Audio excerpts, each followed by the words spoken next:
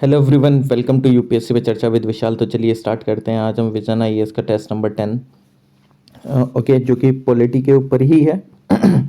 तो जो इसमें फर्स्ट क्वेश्चन है वो इसमें है टेबल ऑफ प्रेसिडेंट्स के ऊपर में। तो आप ये पूरी टेबल देख लीजिए। ये क्वेश्चन जो था इसी के ऊपर था, आपको लगाना था कि कौन पहले आता है, कैबिनेट सेक्रेटरी, चेयरपर्सन वगैरह ये सब। तो मैं आपको पूरी टेबल ही बता देता हूँ। फर्स्ट 15 डिग्निटरीज की। तो सबसे पहले आते हैं प्रेसिडेंट, फिर आते हैं वाइस प्रेसिडेंट, फिर प्राइम मिनिस्टर, फिर गवर्नर स्टेट्स के अपने रेस्पेक्टिव स्टेट्स के within their respective states, फिर आते हैं फॉर्मर प्रेसिडेंट, फिर डेप्यूटी प्राइम मिनिस्टर, फिर चीफ जस्टिस ऑफ इंडिया और स्पीकर ऑफ लोकसभा, फिर कैबिनेट मिनिस्टर यूनियन के, चीफ मिनिस्टर स्टेट के अपने रेस्पेक्टिव स्टेट्स के, deputy chairman planning commission, former prime minister, leader of opposition जो कि राज्यसभा में होते हैं, लोकसभा में, और फिर holder of Bharat Ratna decoration. फिर उसके बाद ambassador extraordinary and plenipotentiary and high commissioner commonwealth countries के एक्रीडेटेड टू इंडिया, और चीफ मिनिस्टर स्टेट्स के जो कि आउटसाइड हैं, outside their respective states.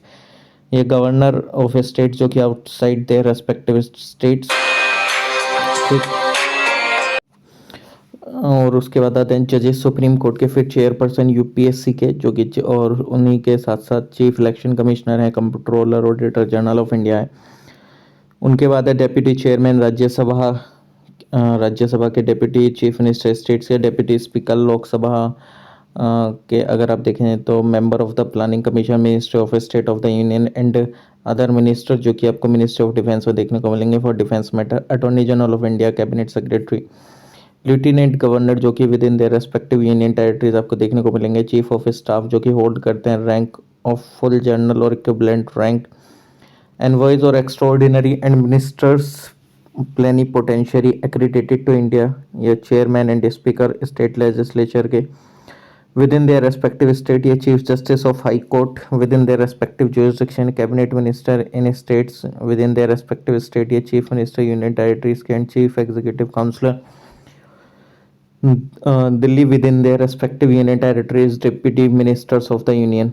Okay, next question देखते हैं कि जो रिसेंटली अगर आप देखेंगे तो रिक्लासिफिकेशन देखने को मिलेगा एशियाटिक लोयन का from endangered category to vulnerable, IUCN के द्वारा करा गया। ओके, आईयूसीएन ने मार्क करा एक मोमेंट ऑफ प्राइड गुजरात के लिए। इसने हाईलाइट करा एक पॉजिटिव सेफ्टी कंजर्वेशन एफर्ट में एशियाटिक लोयन, जिसका पैंथेरा लियो पर्सी का एक साइंटिफिक नेम है, ये करंटली लिस्टेड है वल्नरेबल, जिसका मतलब है कि ये फेस कर रहे हैं हाई रिस्क एक्सटेंशन का अपने वाइल्ड में हैबिटेट एंड डिस्ट्रीब्यूशन। अगर देखा जाए तो जो एशियाटिक लोयन है जो कि were found through the middle east में आपको देखने को मिलेंगे, साउथ ईस्ट वो साउथ एशिया में and parts of southern Europe. और अगर आप देखें आज तो ये रेस्ट्रिक्टेड है, एक सिंगल पॉपुलेशन है इनके, कहाँ, गिर नेशनल पार्क में एंड वाइल्ड लाइफ सेंचुरी में गुजरात की, इंडिया में। और ये एक inhabit a variety of habitats within Gir forest और इंक्लूडिंग जैसे open grassland, scrub forest and thorn forest. Next है कि जो नेचर ऑफ एडवाइस होती है मिनिस्टर्स के द्वारा, जैसे कि आर्टिकल 163 है इंडियन कॉन्स्टिट्यूशन का प्रोवाइड करता है, council of minister chief minister के साथ वो एड एंड एडवाइस करेंगे गवर्नर को एक्सरसाइज करने में उसका function, except the discretionary ones, यानी कि डिस्क्रिशनरी पावर को छोड़ दिया जाए तो बाकी सब मैटर पे वो रिकमेंड करते हैं, जैसे प्रेसिडेंट को रिकमेंड करा जाता है।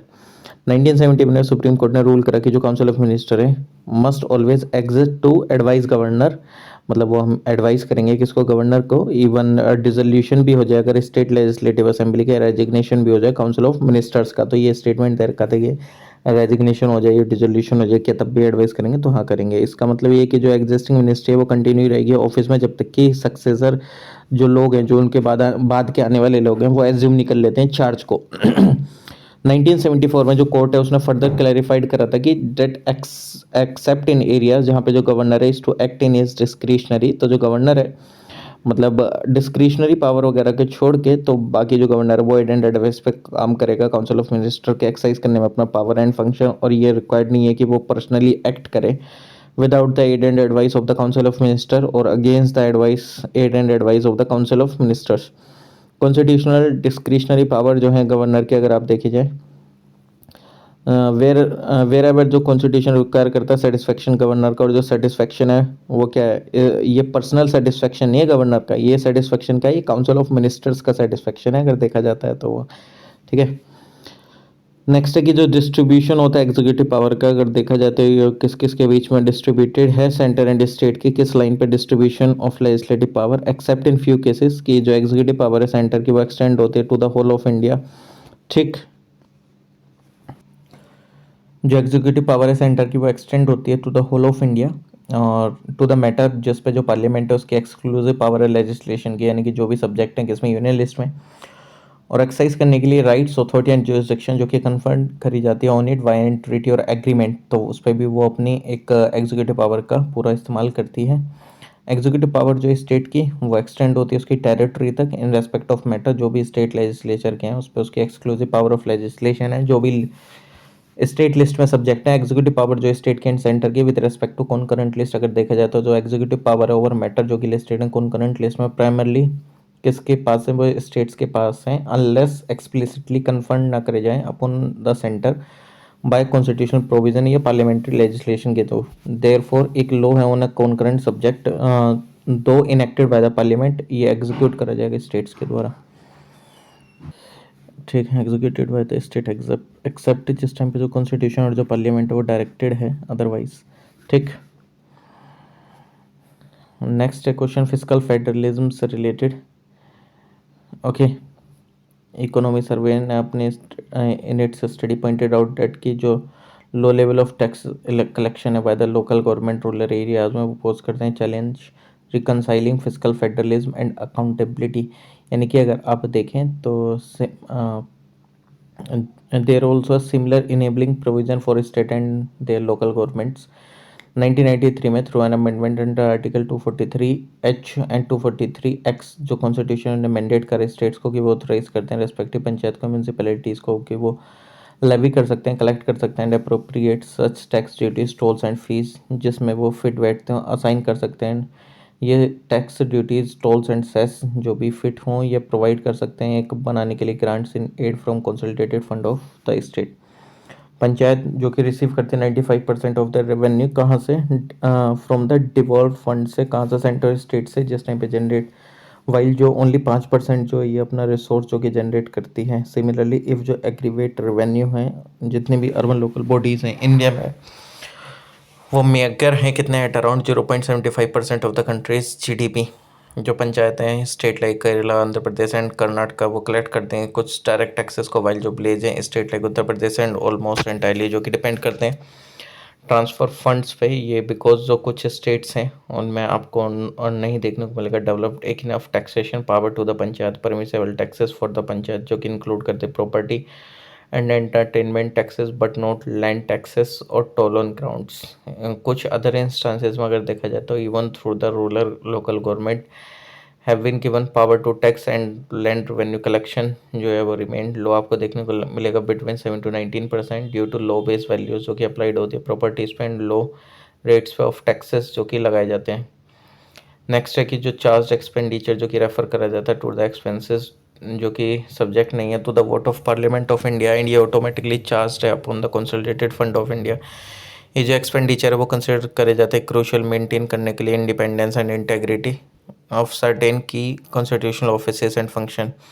कुछ प्राइमरी एक्सपेंसेस है जो कि चार्ज हैं upon the consolidated fund of India. Emolument and salaries आपको देखने को मिलेंगी हाई कॉन्स्टिट्यूशनल ऑफिसर्स की, जो प्रेसिडेंट एंड जो वाइस प्रेसिडेंट इंडिया का जो जजेस हैं एंड जो सुप्रीम कोर्ट है एंड हाई कोर्ट है उनकी सैलरीज चार्ज होती है कंसोलिडेटेड फंड ऑफ इंडिया वगैरह पे। ठीक, and controller and auditor general of India या chairman and deputy chairman of Rajya Sabha. ठीक, ये speaker and deputy speaker of the Lok Sabha. Pension जो कि पेबल होती है इन रेस्पेक्ट ऑफ जजेस of the supreme court and high court, जो पेंशन होती है मेंबर ऑफ पार्लियामेंट की वो चार्ज नहीं होती upon the consolidated fund of India पे। डेट चार्जेस देखा जाए तो जो इंटरेस्ट पेमेंट एंड जो अदर चार्जेस हैं relating to the debts of the government of India, ये इलेक्शन रिलेटेड एक्सपेंडिचर है, एडमिनिस्ट्रेटिव एक्सपेंसेस है office of the controller and auditor general of India के कोई भी सम जो कि रिक्वायर्ड होता है सेटिस्फाई करने के लिए जजमेंट डिग्रीज और अवार्ड, कोई भी सम रिक्वायर्ड होता है सेटिस्फाई करने के लिए जजमेंट डिग्रीज और अवार्ड फॉर एनी कोर्ट और आर्बिट्रल ट्राइब्यूनल, या कोई भी अदर एक्सपेंडिचर डिक्लेयर करा जाता है कॉन्स्टिट्यूशन के द्वारा पार्लियामेंट के द्वारा by law to be charge upon the consolidated fund of India. जो एडमिनिस्ट्रेटिव एक्सपेंडिचर होता है इलेक्शन कमीशन का वो चार्ज नहीं होता कि इस पे कंसोलिडेटेड फंड ऑफ इंडिया पे, एंड ये एक वोटेड एक्सपेंडिचर होता है। ठीक, नेक्स्ट, गोस्वामी कमेटी के कुछ इलेक्टोरल रिफॉर्म आए थे 1990 में। हाउएवर जो ये गवर्नमेंट थी इसने सब्सिक्वेंटली एक्सेप्ट कर दिया था कमीशंस के प्रपोजल को एंड इंट्रोड्यूस करा था एक बिल जिसका टाइटल था इलेक्शन कमीशन, जो कि क्या है, charging of expenses on the consolidated fund of India, bill 1994 in the house of the people, but ये लैप्स हो गया था क्योंकि ये पास नहीं हुआ था on the dissolution of that house in 1996, क्योंकि डिसोल्यूशन हो गया था उस हाउस का 1996 में। जो एक्सपेंडिचर था कमीशन का वो continue to be voted by parliament. Next है constitutional and situational discretion governor की, जो कॉन्स्टिट्यूशन ऑफ इंडिया प्रोवाइड करता है गवर्नर, कॉन्स्टिट्यूशन प्रोवाइड करता है गवर्नर, जो कि उसमें बोथ आपको कॉन्स्टिट्यूशनल सिचुएशनल डिस्क्रिशनरी पावर देखने को मिलती हैं, एंड जो नेचर एंड जो एक्सटेंट इन पावर्स को defined and elaborated upon in various articles and interpretations. Constitutional discretion अगर देखी जाए तो जो कॉन्स्टिट्यूशन है वो क्लियर करता है कि डेट इफ अगर कोई भी क्वेश्चन अराइज होता है as to whether a matter fall within the governor discretion, तो जो डिसीजन है गवर्नर का वो फाइनल माना जाता है, और जो वैलिडिटी है of anything done by the governor, तो क्या अगर करा जाए तो can not be called into question, मतलब उस पर क्वेश्चन नहीं उठाया जा सकता on the ground that he ought और ought not to have acted in his discretion, यानी कि वो अपने डिस्क्रिशन में उन्होंने काम नहीं करा। ये जो गवर्नर है उसके constitutional discretion in the following cases, reservation करा जाए अगर बिल का कंसिडरेशन के लिए प्रेसिडेंट की, तो वो गवर्नर का डिस्क्रिशन है, तो गवर्नर जो है रिजर्व कर सकता है, सर्टेन बिल्स को पास करे जा सकते हैं by the state legislature for the president consideration, recommendation देखने को मिलेगा, या जो रिकमेंडेशन होता है इम्पोजिशन का प्रेसिडेंट रूल का स्टेट में, वो भी एक डिस्क्रिशनरी पावर है। ये एक्सरसाइज करना अपना फंक्शन एज द एडमिनिस्ट्रेटर एक एडजॉइनिंग यूनियन टेरिटरी का in case of additional charge, तो जो गवर्नर है वो एक्ट करता है ड्यूल कैपेसिटी में as the administrator of a union territory. Determine करना अमाउंट जो कि पेबल होती है government of Assam, Meghalaya, Tripura and Mizoram के द्वारा to an autonomous tribal district council को एज रॉयल्टी, जो कि एक्वायरिंग करते हैं from licences for mineral exploration, या इंफॉर्मेशन लेते हैं from the chief minister with regard to the administrative and legislative matters of the state. जो गवर्नर है वो इन्फॉर्मेशन ले सकता है regarding the functioning of the state government.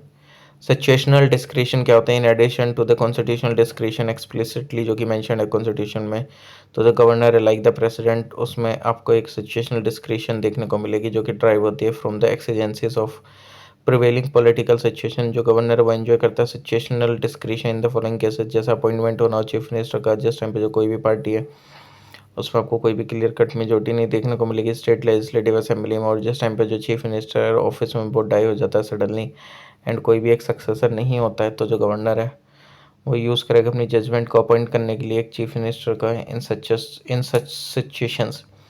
ये जो डिसमिसल होता है काउंसिल ऑफ मिनिस्टर का जिस time when it can not proof, जब वो कॉन्फिडेंस प्रूफ नहीं कर पाते हैं स्टेट लेजिस्लेटिव असेंबली में, ये जो गवर्नर है वो डिसमिस कर देता है काउंसिल ऑफ मिनिस्टर को अगर वो लूज़ कर देता अपनी मेजोरिटी सपोर्ट असेंबली के अंदर में, डिसोल्यूशन हो जाता है स्टेट लेजिस्लेटिव असेंबली का, जिस टाइम पे जो काउंसिल ऑफ मिनिस्टर वो मेजोरिटी को लॉस कर देते हैं, तो जो गवर्नर है वो डिसॉल्व कर देता है असेंबली को एंड कॉल करता है एक फ्रेश इलेक्शंस का if government loses it's majority.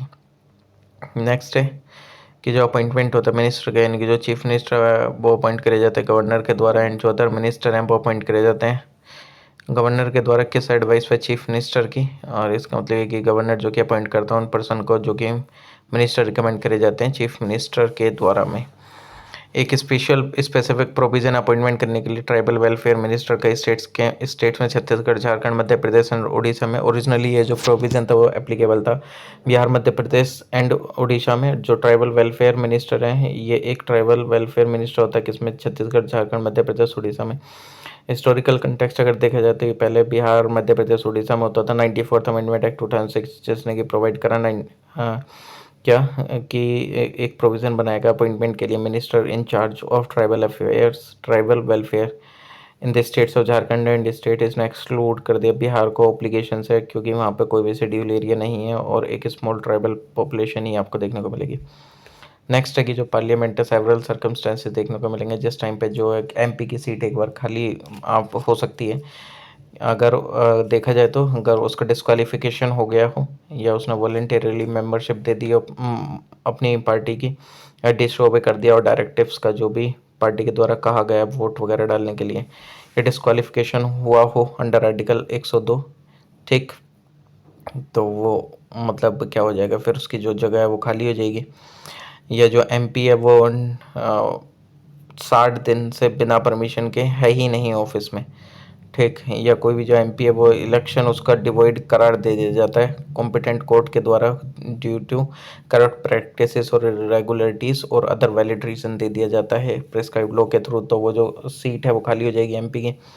या क्रिमिनल कन्विक्शन है, 2 या 2 से ज़्यादा साल की सज़ा मिली है as per section 8 representation of people act 1951, तो वो डिस्क्वालीफाइड हो जाते हैं मेंबर, ठीक, तो ये इसको ध्यान रख लेना। नेक्स्ट एक और केस आ जाता है डेवलप मेंबरशिप वाला कि अगर आप 2 सदनों के मेंबर बने तो आपको एक सदन तो खाली करना पड़ेगा, किसी एक में ही आप रह सकते हैं मेंबर।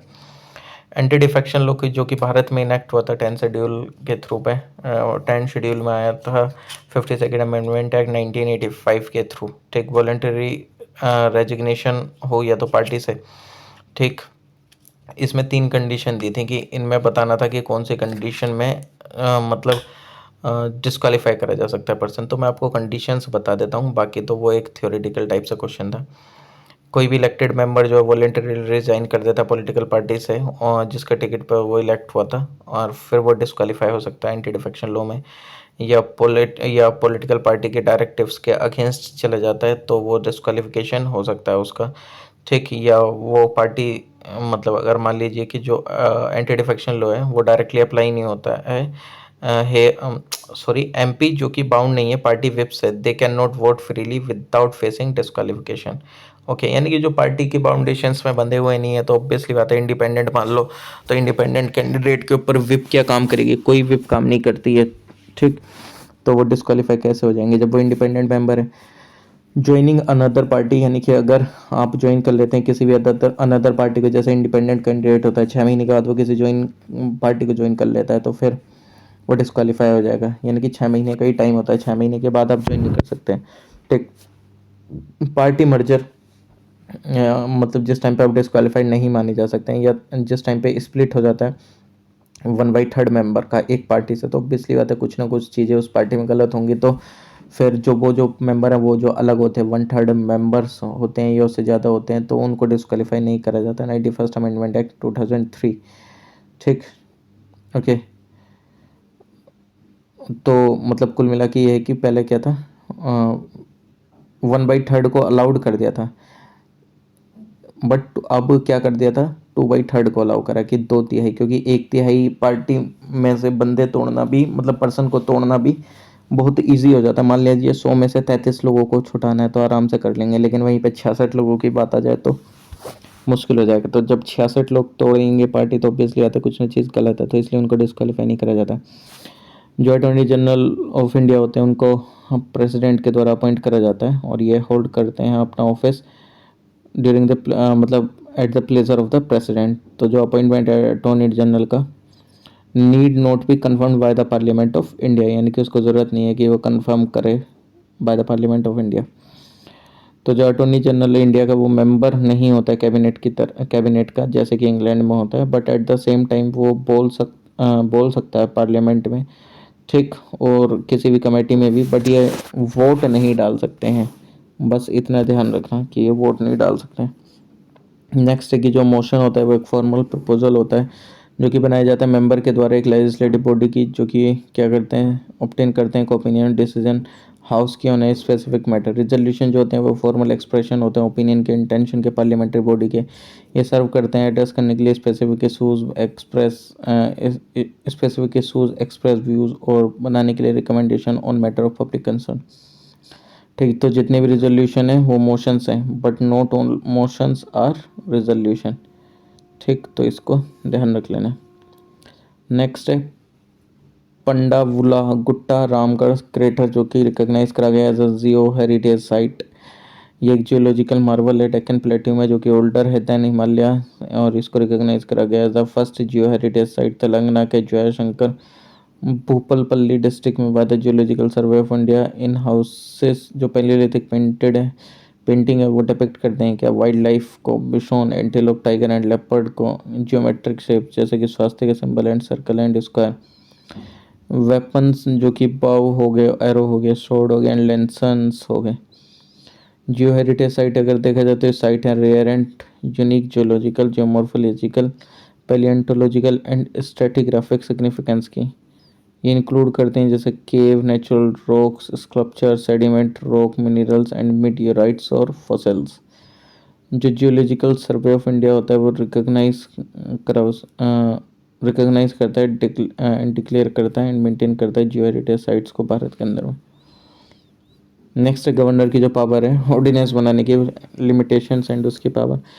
पहले रिक्वायरमेंट होती है प्रीवियस सैंक्शन की, मतलब मान लीजिए कि इफ जो बिल है वो कंटेन करता है सेम प्रोविजन जो कि प्रपोज करे गए हैं as a propose ordinance would have required the, मतलब कुल मिला के कोई ऐसे चीज़ पे ऑर्डिनेंस लेकर आ रहे हो जिसके प्रायर परमिशन है प्रेसिडेंट की, तो ऑब्वियसली बात है तुम्हें अब भी उसकी ही इंस्ट्रक्शन की ज़रूरत मिलेगी। अगर कोई भी एक ऐसा प्रावधान पे आप ऑर्डिनेंस लेके आ रहे हैं जिसमें प्रेसिडेंट की अनुमति की ज़रूरत है, तो तब भी आपको प्रेसिडेंट का इंस्ट्रक्शन लेने पड़ेंगे। ठीक, ओके। तो इसको ध्यान रख लेना है, इसमें एक ही पूछा गया था, मतलब क्वेश्चन जो था उसमें बस एक ही ये स्टेटमेंट ही करेक्ट था। बजट की जिस टाइम पे प्रस्तुत होता है तो क्या क्या प्रोसीजर होता है, सबसे पहले क्या क्या, उसके बाद तो आर्टिकल 112 में बजट जैसा शब्द कोई है ही नहीं, एनुअल फाइनेंशियल स्टेटमेंट है। पार्लियामेंट के अंदर में सबसे पहले प्रेजेंट होता है बजट, फिर उसके ऊपर पर जनरल डिस्कशन होता है, फिर उसके बाद क्या होता है, ये 3-4 दिन तक जनरल डिस्कशन जब चलता है तो स्क्रूटनी होती है डिपार्टमेंटल स्टैंडिंग कमेटी के द्वारा।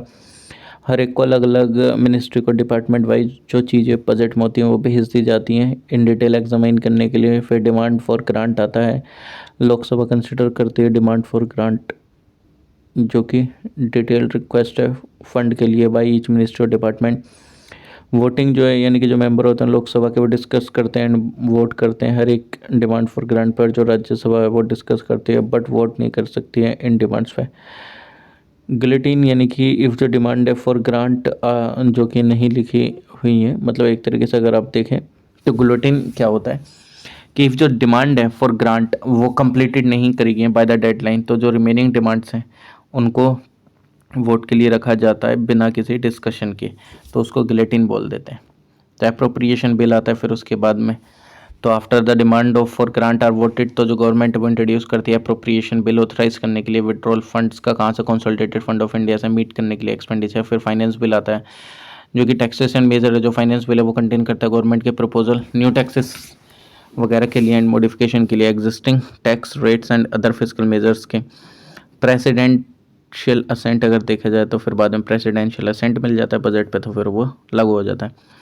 नासा ने अनाउंस करा ड्रैगन फ्लाई मिशन सैटर्न के मैसिव मून टाइटन के लिए जो कि लॉन्च होगा 2028 के अंदर में, और ये रीच करेगा टाइटन को इन 2034। इसका गोल है कि एक्सप्लोर करना chemistry and habitability multiple surface sites की, जो कि कवर करेगा एक लार्ज एरिया को। यह हेल्प करेगा इन्वेस्टिगेट करने में टाइटन की हैबिटेबिलिटी को। जो टाइटन का एटमॉस्फेयर है वो सिमिलर टू अर्थ जिस टाइम पे जो लाइफ है वो अरोज हुई थी, जहाँ पे जो 3.5 मिलियन ईयर एगो।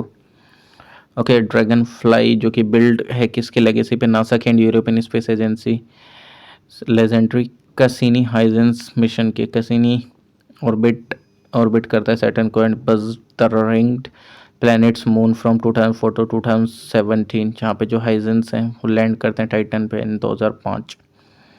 इंडिया जो कि एक बाइकैमलर सिस्टम ऑफ लेजिस्लेचर है, वाइल जो पार्लियामेंट है उसमें 2 सदन होते हैं, ये ऑप्शनल होता है स्टेट के लिए। एट द स्टेट लेवल जो इक्विवेलेंट है लोकसभा वो एक विधानसभा होता है, कहाँ, स्टेट में। राज्यसभा जो कि विधान परिषद होती है जिसको हम लेजिस्लेटिव काउंसिल बोलते हैं। स्टेट इफ अगर वो चूज़ करते हैं तो उसमें लेजिस्लेटिव काउंसिल भी हो सकती है विधान परिषद एज पर the upper house in addition to the legislative assembly. At present only 6 राज्यों में है legislative council, Andhra Pradesh, Telangana, Karnataka, Maharashtra, Bihar and Uttar Pradesh में। ठीक, नेक्स्ट देखते हैं। जो मीथेन सेट है वो एक सैटेलाइट है जो कि लॉन्च हुई थी कहाँ, कब, मार्च 2024 में, जो कि ऑर्बिट कर रही है अर्थ के, और ये प्रोवाइड करती है एक हाई रेजोल्यूशन डाटा, ठीक, ग्लोबल मीथेन एमिशन पे। ठीक, जो मीथेन सेट है वो डेडिकेटेड सैटेलाइट मिशन है जो डिज़ाइन करा गया था डिटेक्ट करने के लिए एंड मेज़र करने के लिए मीथेन एमिशन को अलग अलग सोर्सेज से अराउंड द वर्ल्ड। मीथेन जो कि ग्रीन हाउस गैस है, ये 80 टाइम मोर पावरफुल है देन कार्बन डाइऑक्साइड, और ये लगभग 20 सालों तक रहती हुई आपको देखने को मिल जाती है। ओके, इसके बाद अगर आप देखेंगे तो ये कंट्रीब्यूट करते क्लाइमेट चेंज में, और ये लॉन्च करी गई abroad on a space falcon 9 rocket से फ्रॉम कैलिफोर्निया। और मीथेन सेट जो कि यूज़ करी गई कि स्पेक्ट्रोमीटर मेज़र करने के लिए amount of methane gas atmosphere में, और ये स्कैन करती है अर्थ के सरफेस को, जो कि कलेक्ट करता है डाटा मीथेन कंसनट्रेशन पे। जो डाटा है वो कलेक्ट करा जाता है मीथेन सेट के द्वारा, जो कि यूज़ होता है आइडेंटिफाई करने के लिए मेजर मीथेन एमिटर, या ट्रैक करने के लिए एमिशन ट्रेंड को, वेरीफाई करने के लिए एमिशन रिपोर्ट को, ये डेवलप करने के लिए मिटिगेशन स्ट्रेटजीज़ को। One of the key feature जो मीथेन सेट का है क्या कि ये ओपन है, is it's open data policy, इसकी ओपन डाटा पॉलिसी है। कंडीशन क्या है फॉर गवर्नर्स ऑफिस, अगर देखा जाए तो अगर आप देखेंगे तो एक जो कॉन्स्टिट्यूशन ऑफ इंडिया है उसने स्पेसिफाई करी है कुछ several condition for the office of governor ensure करने के लिए इंटेग्रिटी एंड इंडिपेंडेंस पोजीशन की। ठीक, तो एक नॉन मेंबरशिप देखने को मिलती है लेजिस्लेचर की, या कोई भी ऑफिस ऑफ प्रॉफिट में नहीं होंगे। ऑफिशियल रेसिडेंस अगर देखेंगे तो जो गवर्नर है एंटाइटल्ड हैं to the use of their official residence, यानी कि राजभवन, बिना किसी payment of, without payment of rent, emoluments वगैरह जो हैं वो डिसाइड करे जाएंगे किसके द्वारा, पार्लियामेंट के द्वारा, ना कि स्टेट लेजिस्लेचर के द्वारा। जो शेयर्ड, अगर दो राज्यों के एक गवर्नर होते हैं तो जो वो इमोल्यूमेंट्स वगैरह का जो चार्ज वगैरह है वो किसके द्वारा डिसाइड करा जाएगा, प्रेसिडेंट के द्वारा, ना कि पार्लियामेंट के द्वारा में। ठीक, कोई भी डिमिनिशेबल मोन्यूमेंट नहीं है, जब तक वो ऑफिस में रहेंगे तब तक उनके इमोल्यूमेंट्स को डिमिनिश नहीं करा जा सकता है। नेक्स्ट है कि जो वाइस प्रेसिडेंट इंडिया के दो प्राइमरी फंक्शन है उनके, एक तो एक्स ऑफिशियो चेयरमैन होते हैं राज्यसभा के।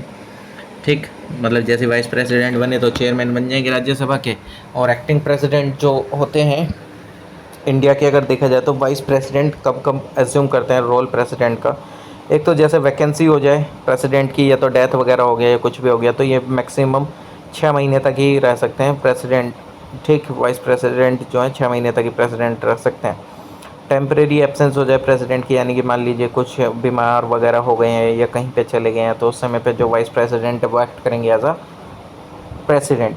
ठीक, और ये अप्लाई नहीं होता under all circumstances such as, जिस टाइम पे जो प्रेसिडेंट वो टेम्परेली अनेबल है डिस्चार्ज करने के लिए फंक्शन ड्यू टू इलनेस और एब्सेंस, तो ऐसा नहीं है कि उसमें भी 6 महीने तक ही लगातार रहेंगे।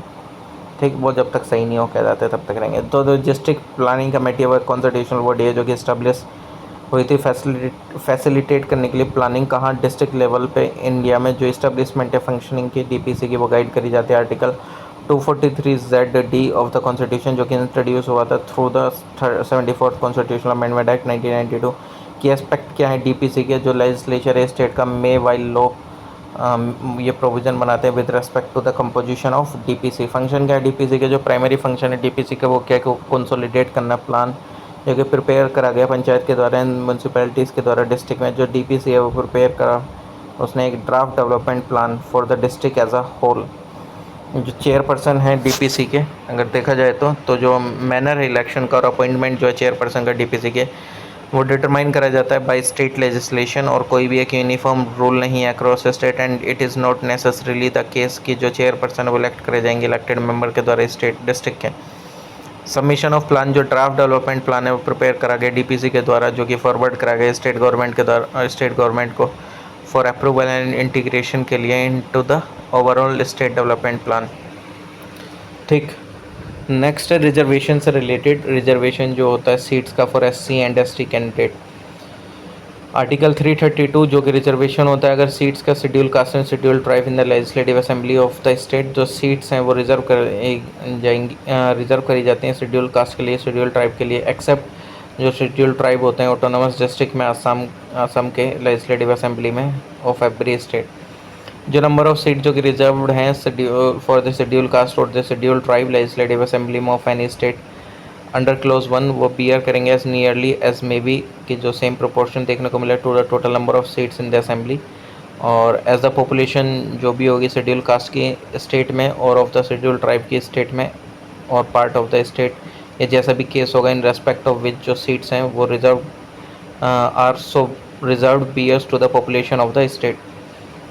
और ये मेंबर होना चाहिए शेड्यूल कास्ट का, शेड्यूल ट्राइब का, इफ अगर वो कंटेस्ट करना चाह रहे हैं जो कि सीट रिजर्व है उनके लिए। हाउवर जो मेंबर है शेड्यूल कास्ट का, शेड्यूल ट्राइब का, वो कंटेस्ट कर सकता है सीट पे जो कि रिजर्व नहीं है उनके लिए। रिसेंटली यूनेस्को ने एडिशन करा 18 new geological global geo park का, जो कि एक्सपेंड हो गई लिस्ट कितनी, 213 साइट हो गई अक्रॉस 48 कंट्रीज़। ठीक, जो ग्लोबल जियो पार्क नेटवर्क है वो एक यूनेस्को प्रोग्राम है जो कि रिकॉग्नाइज करा एंड प्रमोट करा areas with outstanding geological heritage. Purpose क्या, प्रमोट करना कंजर्वेशन जियोलॉजिकल हेरिटेज को, एनहेंस करना education awareness about geo sciences, support करना सस्टेनेबल इकोनॉमिक डेवलपमेंट को through geo tourism and other initiative. Benefit क्या है, वो being a UNESCO global geo park, international recognition and visibility देखने को मिलती है, एक्सेस है to technical assistant and resources, collaboration है, अपॉर्चुनिटीज़ का स्ट्रेंथन कंजर्वेशन एफर्ट आपको देखने को मिलेंगे। और इंडिया का करंटली कोई भी जियो पार्क लिस्टेड नहीं है UNESCO global geo park network में। नेक्स्ट है कि जो इसरो है वो इसरो जो कि बिल्ड कर रहा है एक second rocket launch port Tamil Nadu के कुलासेकरापट्टिनम में, जो फाउंडेशन स्टोन है फैसिलिटी की वो रखी जा चुकी है 2024 में by prime minister Narendra Modi. ये डेवलप्ड करेगा एज इंडिया का ये डेवलप होगा एज इंडिया की second satellite launch facility after the establish Sriharikota space port. Sriharikota जो कि located on an island of the coast of Andhra Pradesh, और ये इसरो का प्राइमरी लॉन्च सेंटर है। कुलासेकरापट्टिनम जो कि सिचुएटेड है on the south eastern coast पे तमिलनाडु के, जो कि स्पेसिफिकली कहाँ है, तुतिकोरिन डिस्ट्रिक्ट में। नीड क्या है for a second space port की, इंक्रीज लॉन्च डिमांड आपको देखने को मिली, स्ट्रेटेजिक एडवांटेजेस हैं, इक्वेटोरियल लोकेशंस आपको देखने को मिल जाएंगे, फेवरेबल वेदर आपको देखने को मिलेगा। डेवलप्ड स्टेटस क्या है कि ये अभी स्टिल अंडर डेवलपमेंट है ये, ठीक, और एक्सपेक्टेड लॉन्च पैड है ये। और कुलाशेखरापट्टिनम जो कि स्पेस पोर्ट जोग्राफिकल एडवांटेजेस हैं इसकी, ये launch in terms of launch efficiency and fuel saving, और रिलेटिवली लो एयर ट्रैफिक आपको देखने को मिलेगा, स्टेबल वेदर कंडीशन देखने को मिलेंगे, डायरेक्ट एक्सेस देखने को मिलेगा बे ऑफ बंगाल का।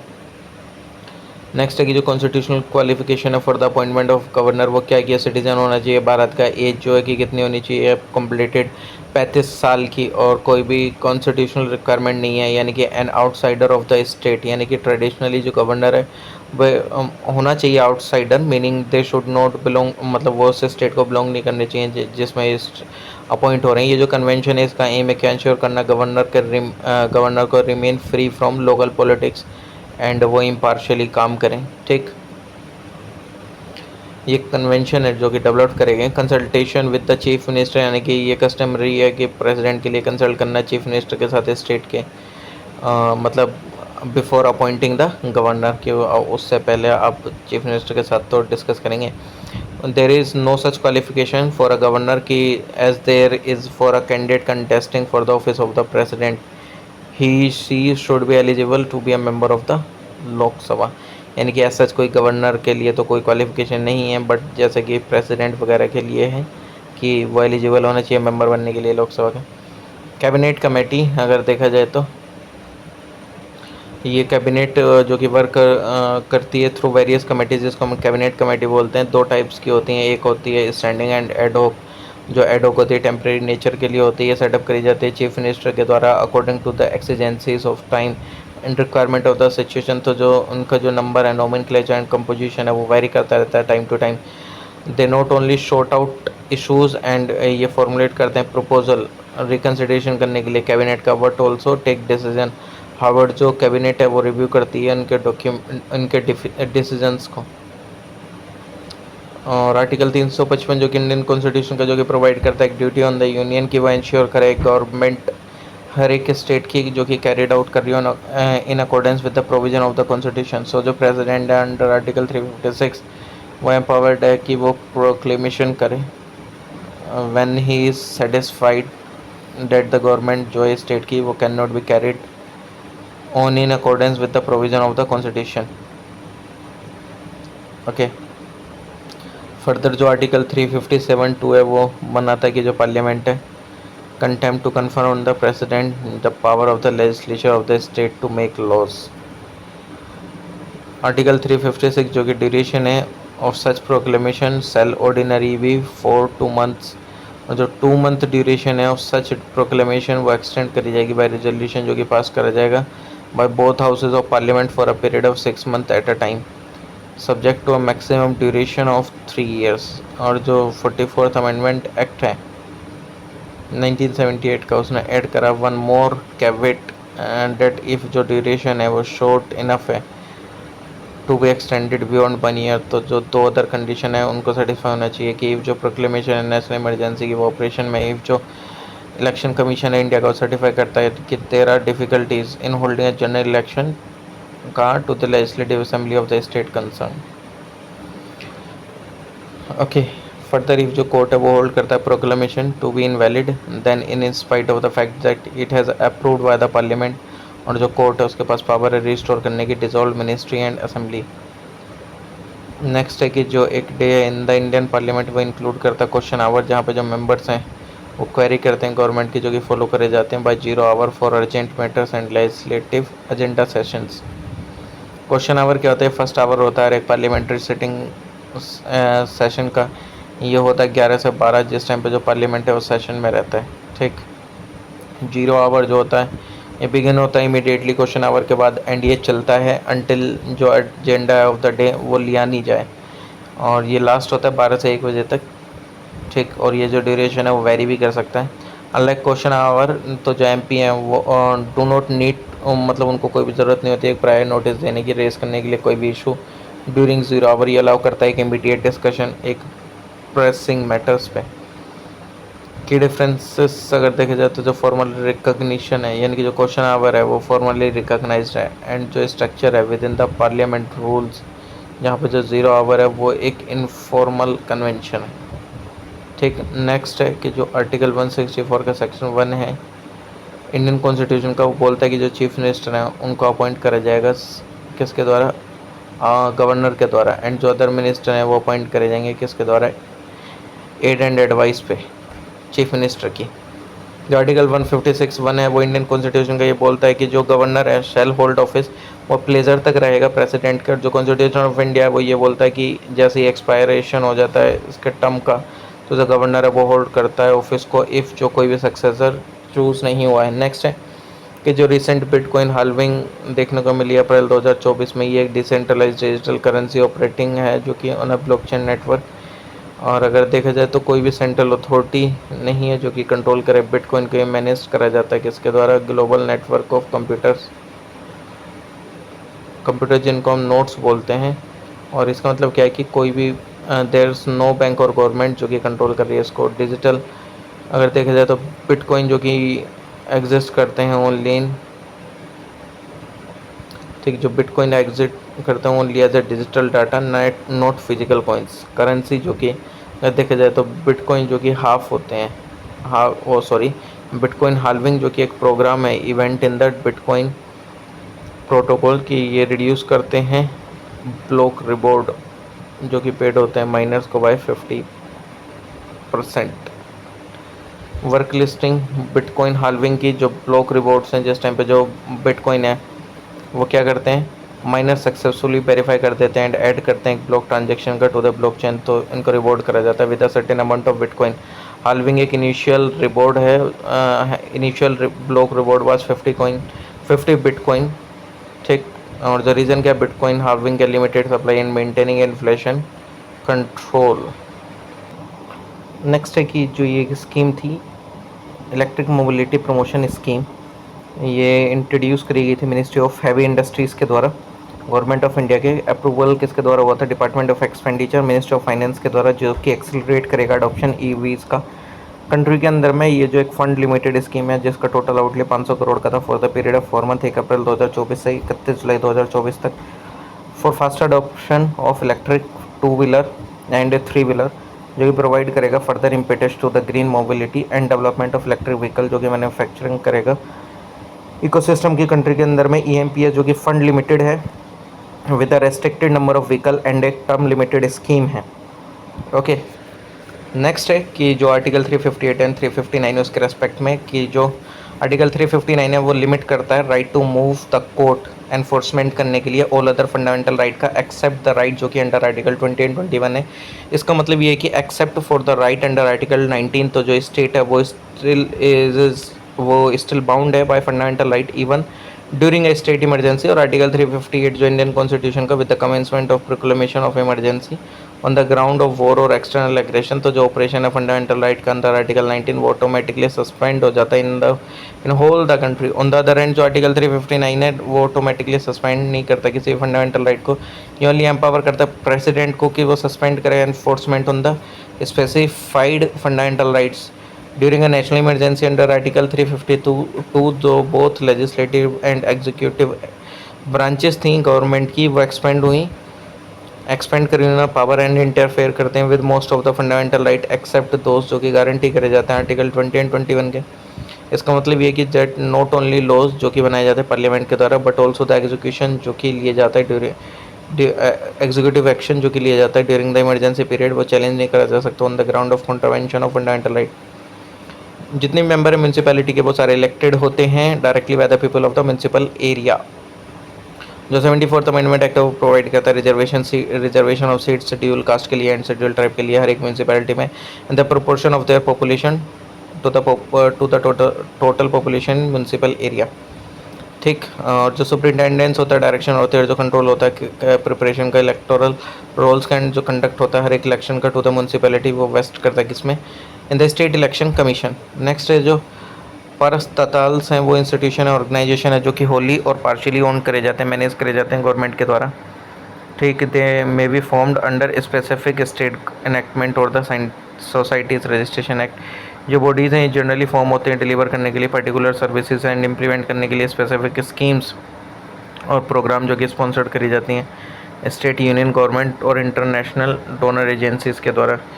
इवन तो 74th कॉन्स्टिट्यूशनल अमेंडमेंट है वो डायरेक्ट करा उसने स्टेट गवर्नमेंट को कि वो डिवोल्व करेगा 18 function to the urban local government जो कि इंक्लूड करता है urban planning regulation of land use and water supply. Many of these जो फंक्शन है वो स्टिल परफॉर्म करे जाते हैं स्टेट गवर्नमेंट के द्वारा कंट्रोल पैरास्टल एजेंसीज के।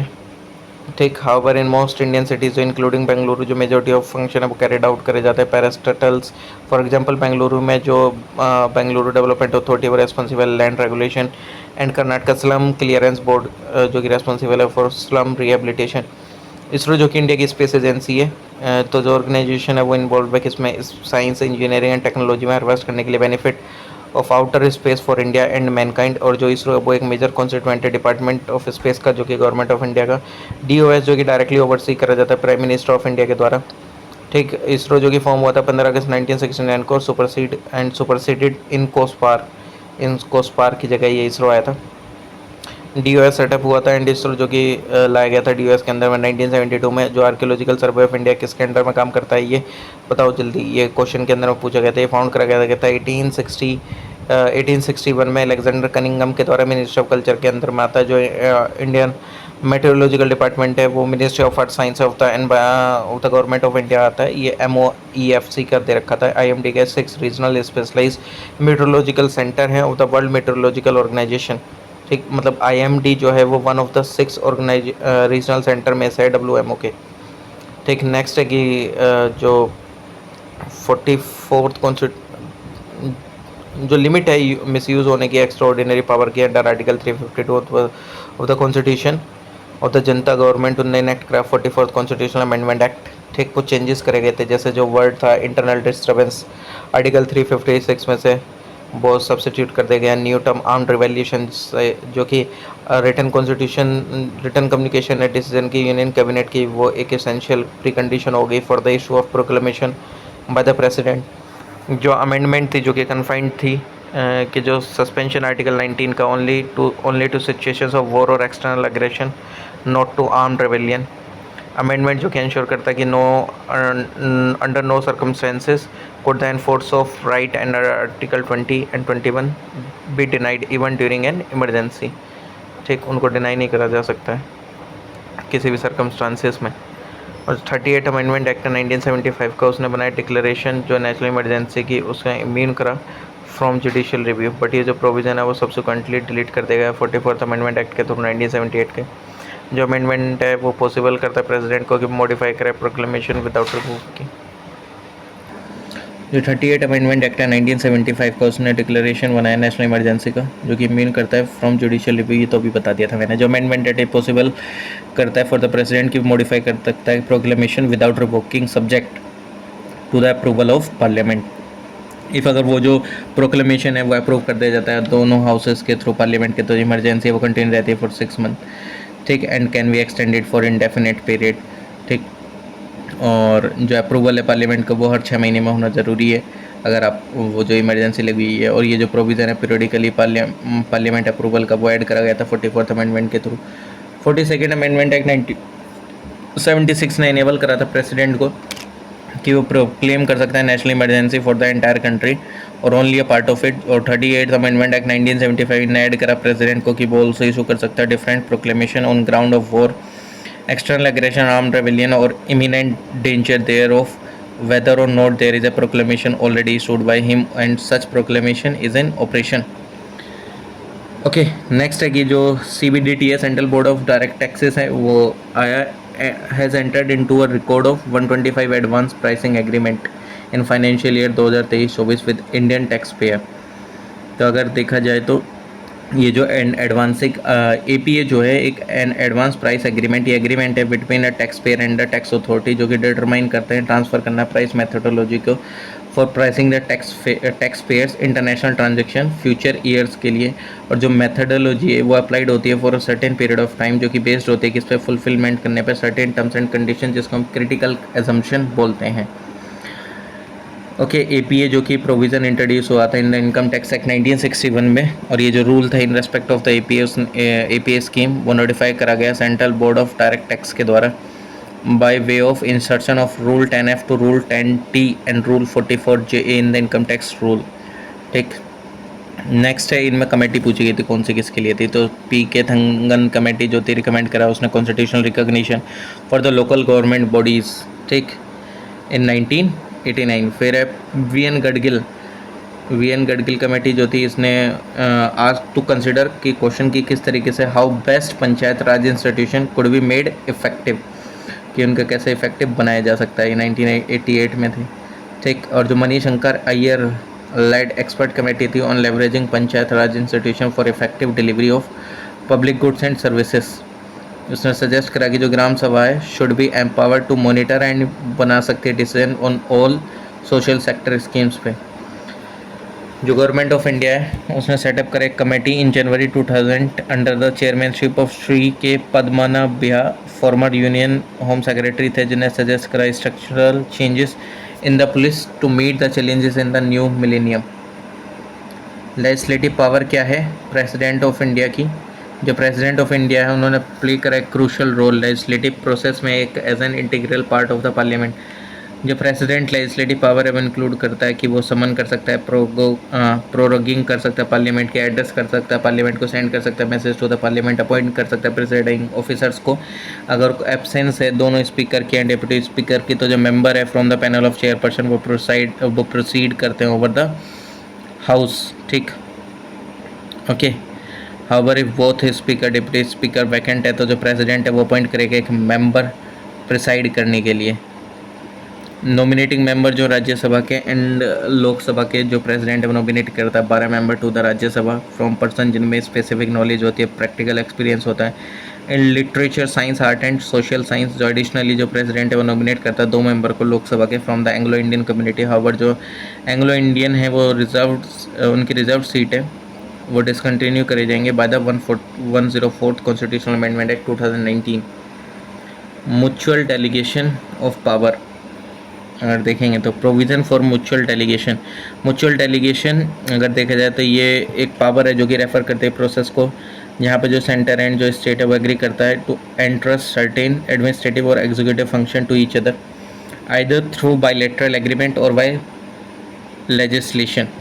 जो प्रोविज़न है फॉर म्यूचुअल डेलीगेशन ये मिटिगेट करता है रिजिडिटी एंड अवॉइड करता है डेड लॉक को, एंड जो कॉन्स्टिट्यूशन प्रोवाइड करता है for inter government delegation of executive function, ये अलाउ करता है प्रेसिडेंट को कि वो इंटरेस्ट करते हैं कुछ सर्टेन एग्जीक्यूटिव फंक्शन सेंटर के, स्टेट गवर्नमेंट के with their consent.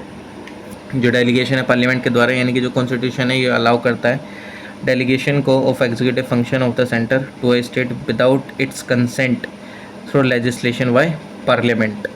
Delegation by state legislature article 252 जो कॉन्स्टिट्यूशन का प्रोवाइड करता है कि जो इफ़ जो लेजिस्लेचर है 2 या 2 से ज़्यादा स्टेट के पास करते हैं रेजोल्यूशन रिक्वेस्ट करते हैं पार्लियामेंट के इनेक्ट करने के लिए laws on a matter in the state list तो पार्लियामेंट है वो बना सकते हैं लॉज फॉर दो सब्जेक्ट ऑन डेट ऑन मतलब उन स्टेट के लिए उस सब्जेक्ट पे। तो जो हाउवर जो सिंगल स्टेट है वो कैन नॉट इंडिपेंडेंटली रिक्वेस्ट कर सकता है पार्लियामेंट को लॉ बनाने के लिए ऑन स्टेट, जो कि on state subject without involving other state. जो मेथड है म्यूचुअल डेलीगेशन का, म्यूचुअल डेलीगेशन का जो फंक्शन है जो कि between the centre and the state can take place either under an agreement और वाइल लेजिस्लेशन। वाइल जो सेंटर है वो यूटिलाइज करता है बोथ मेथड्स, कि जो स्टेट है वो लिमिटेड है to using only the agreement method. In other word जो स्टेट है वो डेलीगेट करता है फंक्शन को only with the consent of the central government. Next है कि जो प्रोविज़न है जो कि पैसा वाला है वो एक लैंडमार्क लेजिस्लेशन है जिसका एम है एक्सटेंड करना प्रोविज़न को 73rd कॉन्स्टिट्यूशनल अमेंडमेंट एक्ट के पार्ट 9 के शेड्यूल एरियाज़ में इंडिया के।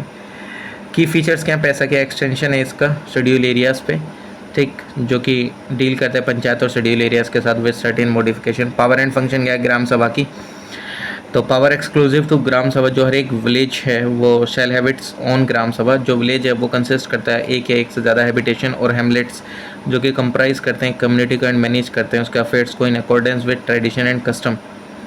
ठीक, ग्राम सभा जो कि कॉम्पिटेंट है to safeguard and preserve करने के लिए tradition and custom of the people and उनके कल्चरल आइडेंटिटी को, ठीक, कम्युनल रिसोर्सेज को एंड कस्टमरी मोड को डिस्प्यूट रेजोल्यूशन के। ग्राम सभा एक मैंडेटरी एग्जीक्यूटिव फंक्शन है अप्रूव करने, उसका ग्राम सभा का एक मैंडेटरी एग्जीक्यूटिव फंक्शन है अप्रूव करने के लिए plans programme and project for social and economic development, या आइडेंटिफाई करने के लिए person as beneficiaries of poverty alleviation या अदर प्रोग्राम्स के। ये इशू करने के लिए एक certificate of the utilisation of fund by the panchayat for the plans या प्रोग्राम एंड प्रोजेक्ट जो कि referred to in section 4E of the PESA act. Power क्या है, power exclusive to gram sabha panchayat at the appropriate level. पहला क्या है कि जो राइट टू मैंडेटरी कंसल्टेशन है इन land acquisition resettlement and rehabilitation में डिस्प्लेस्ड पर्सन के, ठीक, पावर जो कि एंडोड है टू ग्राम सभा एंड पंचायत को eight the appropriate level. Ownership जो है माइनर फॉरेस्ट प्रोड्यूस की, ठीक है, प्रिवेंट करना लैंड एलियनेशन को, रिस्टोर करना एलिएटेड लैंड को, मैनेज करना विलेज मार्केट को, कंट्रोल करना over money lending to STs, या कंट्रोल करना over institution and functionaries in the social sector. Local plan जो कि इंक्लूड करते हैं ट्राइबल सब प्लान्स एंड रिसोर्सेज। और जो PESA act does not grant the gram sabha, मतलब वो ग्राम सभा को पावर नहीं देता है कंट्रोल करने के लिए sale of arms and ammunition, ये रेगुलेट करी जाती है नेशनल एंड स्टेट लॉ से जो कि रिलेटेड है आर्म्स एंड एमिनेशन से। मोशन के बारे में बात करी गई थी, जैसे कट मोशन है वो पार्लियामेंट्री प्रोसीजर है इंडिया में जो कि अलाउ करता है मेंबर्स ऑफ पार्लियामेंट को कि वो डिबेट कराएं एंड पोटेंशियली वोट कराएं against specific demand for grant जो कि प्रपोज्ड हैं बजट में। ये जो मोशंस हैं इनका एम है कि रिड्यूस करना प्रपोज एलोकेशन और इवन रिजेक्ट करना डिमांड को all together. 3 type of cut motion आपको देखने को मिलेंगे। पॉलिसी कट मोशन क्या है, in this type of motion जो एक एमपी है वो मूव करता है, एमपी मूव के रिड्यूस करता है अमाउंट को ऑफ डिमांड ₹1 से, और ये रिप्रेजेंट करता है डिसअप्रूवल पॉलिसी का अंडरलाइंग डिमांड के, ठीक। जो एमपी है वो नोटिस देता है for such motion must indicate precise particularly of the policy they propose to discuss. ये जो डिस्कशन है is confined to the specific point mentioned and notice में and member can advocate and alternative policy. Economic cut motion जो कि एक motion है जो कि मूव करा जाता है रिड्यूस करने के लिए amount of demand by specific amount. ये जो स्पेसिफिक अमाउंट है वो आइदर एक लमसम रिडक्शन होता है डिमांड में या ओमिशन या रिडक्शन होता है किसी भी आइटम का विद इन द डिमांड। जो टोकन कट मोशन होता है ये अमाउंट होती है डिमांड की जो कि रिड्यूस करी जाती है ₹100 से, और ये जो मोशन है यूज़ करा जाता है वेंटिलेट करने के लिए specific grievance with in the sphere of the responsibility of the government of India. Next है कि जो सर्वे ऑफ इंडिया है जो कंट्री की जो नेशनल सर्वेंट जो मैपिंग ऑर्गेनाइजेशन है वो ओल्डेस्ट साइंटिफिक डिपार्टमेंट है गवर्नमेंट ऑफ इंडिया का। सेटअप करा गया था 1767 में एंड इवॉल्व हुआ ये रिच ट्रेडिशन, और जो हिस्ट्री है तो सर्वे ऑफ इंडिया की date back to 18th century, ठीक। 4 बैकर्स जो हैं ईस्ट इंडिया कंपनी के आर्मी कैंट सर्वेयर, उनका एक आर्डुअस टास्क है exploring the unknown. Survey of India जो कि आता है department of science and technology के अंडर में। सर्वे ऑफ इंडिया का जो हेडक्वार्टर वो कहाँ है, देहरादून उत्तराखंड के अंदर में, ठीक। नेक्स्ट है कि जो यूएन डिपार्टमेंट है उसने लॉन्च करा है एक क्लाइमेट प्रॉमिस 2025, एक इनिशिएटिव है जो कि सपोर्ट करता है डेवलपिंग कंट्रीज़ के ये प्रिपेयर कर एक क्लाइमेट एक्शन प्लान, ये कंट्रीज एज ये प्रिपेयर करते हैं climate action plan under the Paris agreement on climate change. ये जो नेक्स्ट राउंड है नेशनली डिटरमाइंड कंट्रीब्यूशन का इज ड्यू इन 2025। ये फोकस करता है 5 टेक्निकल एरियाज पे जो कि असिस्ट करते हैं कंट्रीज़ को in taking decisive action. Reduce करना एमिशन को या एनहेंस करना रेजिलियंस, क्लाइमेट इम्पैक्ट या सपोर्ट करना सस्टेनेबल डेवलपमेंट प्रायोरिटीज़। ठीक, एट प्रेजेंट अगर देखा जाए तो 10 स्टेट हैं, 10 स्टेट है 5th शेड्यूल एरियाज। ये कौन कौन से हैं? आंध्र प्रदेश, तेलंगाना, छत्तीसगढ़, गुजरात, हिमाचल प्रदेश, झारखंड, मध्य प्रदेश, महाराष्ट्र, उड़ीसा एंड राजस्थान। ये जितने भी स्टेट हैं वो इनेक्ट करते हैं रिक्विसाइट कंप्लाइंस लेजिस्लेशन अमेंड करके रेस्पेक्टिव पंचायत राज एक्ट को, यानी कि जो पैसा वाला एक्ट है, ठीक, वो कहाँ कहाँ पे अप्लाइड है। ठीक, और ये जो पैसा है जो कि प्रोविज़न है पार्ट 9 के कॉन्स्टिट्यूशन के जो कि रिलेट करते हैं पंचायत से, वो अप्लाई नहीं होता है 5th शेड्यूल एरियाज़ पे। एज पर आर्टिकल 74 जो कॉन्स्टिट्यूशन है, एक आपको काउंसिल ऑफ मिनिस्टर देखने को मिलते हैं जो कि एड एंड एडवाइस करते हैं प्रेसिडेंट को। आर्टिकल 75 जो कि एक्सप्लिसिटली मेंशन करता है कि जो काउंसिल ऑफ मिनिस्टर हैं वो कलेक्टिवली रेस्पॉन्सिबल होंगे to the house of the people. Okay, तो एड एंड एडवाइस करेंगे, तो ये तो आपको पता ही होना चाहिए, ये तो ईजी ही है। और नेक्स्ट है कि प्राइम मिनिस्टर अगर मान लीजिए कि मतलब while the resignation of other minister merely create a vacancy, the resignation of a death of the prime minister dissolve the cabinet. मतलब उसमें ऑप्शन स्टेटमेंट ये था कि अगर जैसे प्राइम मिनिस्टर वगैरह की डेथ हो जाती है, रेजिग्नेशन हो जाती है, तो ऑब्वियसली बात है कैबिनेट ही पूरी डिजॉल्व हो जाएगी। ऐसा नहीं कि कैबिनेट डिजॉल्व नहीं होगी, कैबिनेट ही डिजॉल्व हो जाती है। नेक्स्ट है कि 73rd 74th constitutional amendment act 1992 के 3 टियर सिस्टम इन्होंने दिया। ठीक, और अगर आप देखेंगे तो जो कंपलसरी प्रोविज़न है 73 कॉन्स्टिट्यूशनल अमेंडमेंट एक्ट के 1992 के ने इस्टेब्लिश कराई state election commission for 5 year conduct करने के लिए इलेक्शन PRIs के कंस्टिट्यूट करा एक ग्राम सभा विलेजेस में इस्टेब्लिश करा पंचायत का एक 3 levels, village, intermediate and district level. ठीक है, स्टेट फाइनेंस कमीशन जो कि इस्टेब्लिश्ड होती है आफ्टर 5 ईयर फॉर रिव्यू करने के लिए फाइनेंशियल पोजीशन पंचायत्स की। ठीक, तो ये 73rd कॉन्स्टिट्यूशनल अमेंडमेंट एक्ट से ही आए थे ये सारे। कंडक्ट होना डायरेक्ट इलेक्शन का हर एक मेंबर्स के लिए पंचायत के, एंड इनडायरेक्ट इलेक्शन का चेयरमैन का for the chairman eight intermediate and district level. Minimum age जो कि कंटेस्ट करने के लिए इलेक्शन की पंचायत के जो कि डिसाइड होती है to be at the age 21 साल जो होती है।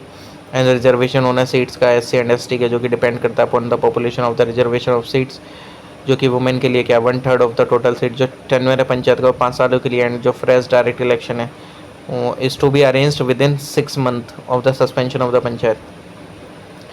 वॉलेंट्री जो प्रोविज़न है 73rd कॉन्स्टिट्यूशनल अमेंडमेंट एक्ट के 1992 के, क्या कि प्रोवाइड करते हैं representation to the MPs and MLAs in the panchayat at different level.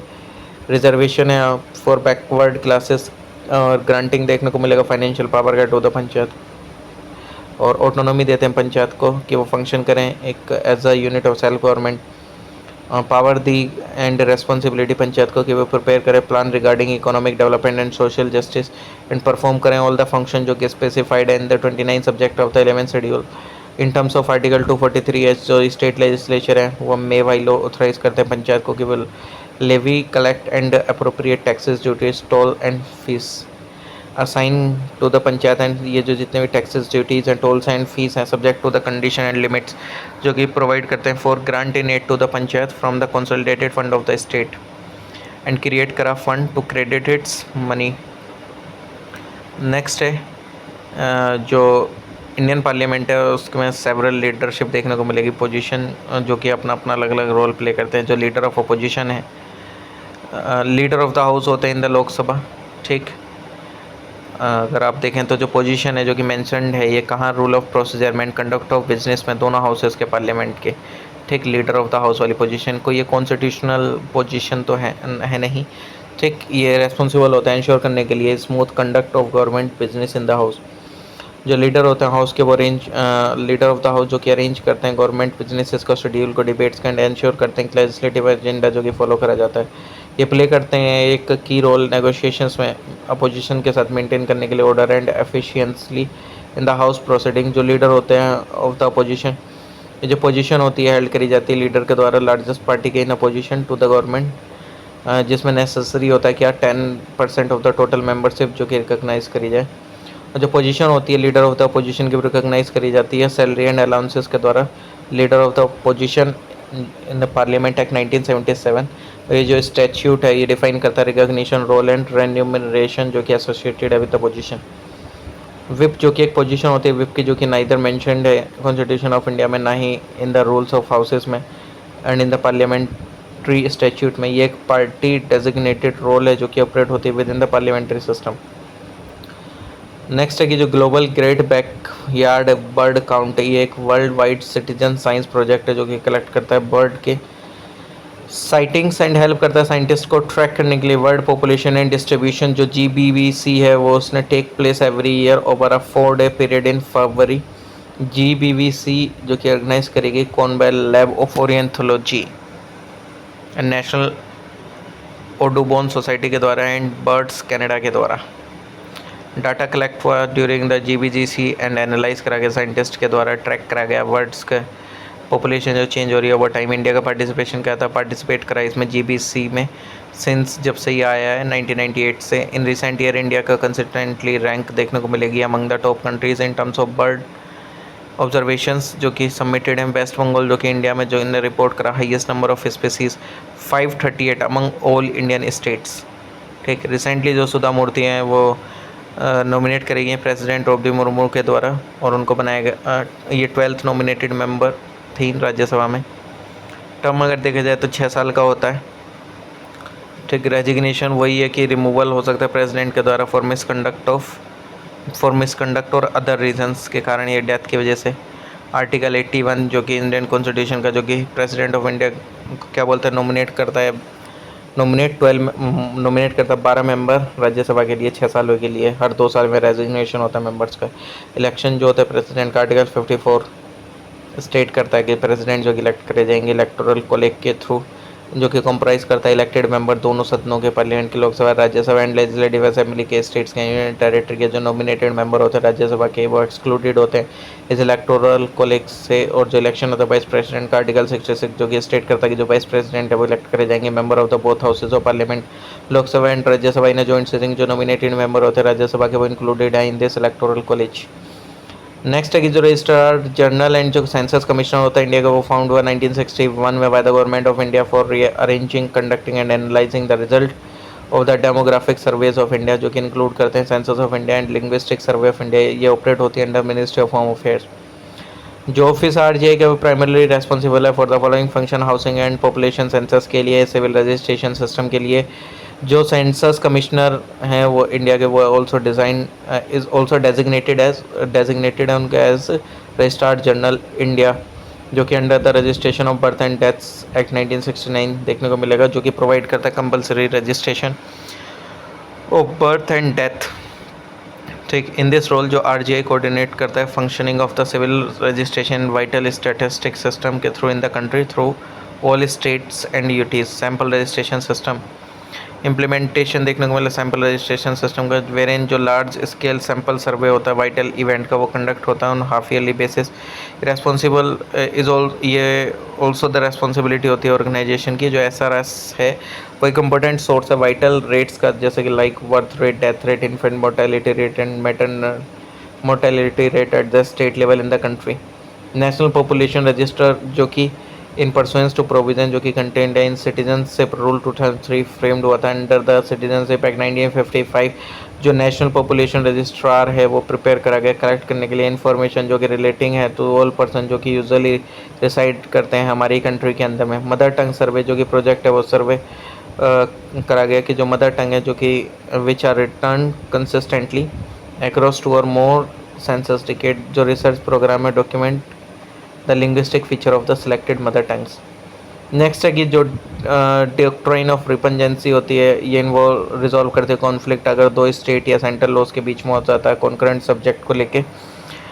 ठीक, ओके, तो जो सेंट्रल लॉ है उसको ज़्यादा वो तवज्जो दी जाती है। फिर डॉक्ट्राइन ऑफ कलरेबल लेजिस्लेशन ये होता है कि ये बेस्ड मैक्सिम पे जो कि विच जो डायरेक्टली नहीं हुआ जो कि डायरेक्टली नहीं करा जा सकता तो उसको इनडायरेक्टली भी नहीं करा जा सकता। Doctrine of pith and substance जो कि कॉन्स्टिट्यूशनल वैलिडिटी को डिटरमाइन करता है लेजिस्लेशन की, जो कि based on it's true purpose and essential nature जो कि rather than it's incidental effect. Doctrine of harmonious construction अगर देखे जाए तो मैंडेट करता है इंटरप्रिटेटिंग कॉन्फ्लिक्ट लॉज और प्रोविजनिंग इन अ वे जो कि रिकनसाइल करते हैं अपने मीनिंग्स एंड प्रिजर्व करते हैं इंटेंडेड पर्पसेस को। क्लोजर मोशन ये मोशन है जो कि मूव करा जाता है by member to cut short the debate on a matter before the house. If जो मोशन है वो अप्रूव कर दिया जाता है हाउस के द्वारा, जो डिबेट है वो स्टॉप कर दिया जाता है फोर्थ विद एंड मैटर जो कि फिर वोट के लिए रखा जाता है। 4 तरीके के क्लोजर मोशन होता है। सिंपली क्लोजर जो कि इट इज़ वन जिस टाइम पे जो मेंबर है मूव दैट जो मैटर हैविंग सफिशेंटली डिस्कस्ड, मतलब be now put to vote, यानी सफिशेंटली डिस्कस हो गया। क्लोजर बाय कंपार्टमेंट इस केस में जो क्लोजेस हैं बिल के और जो लेंथी रिजोल्यूशन है उनको एक साथ ग्रुप कर दिया जाता है पार्ट्स में।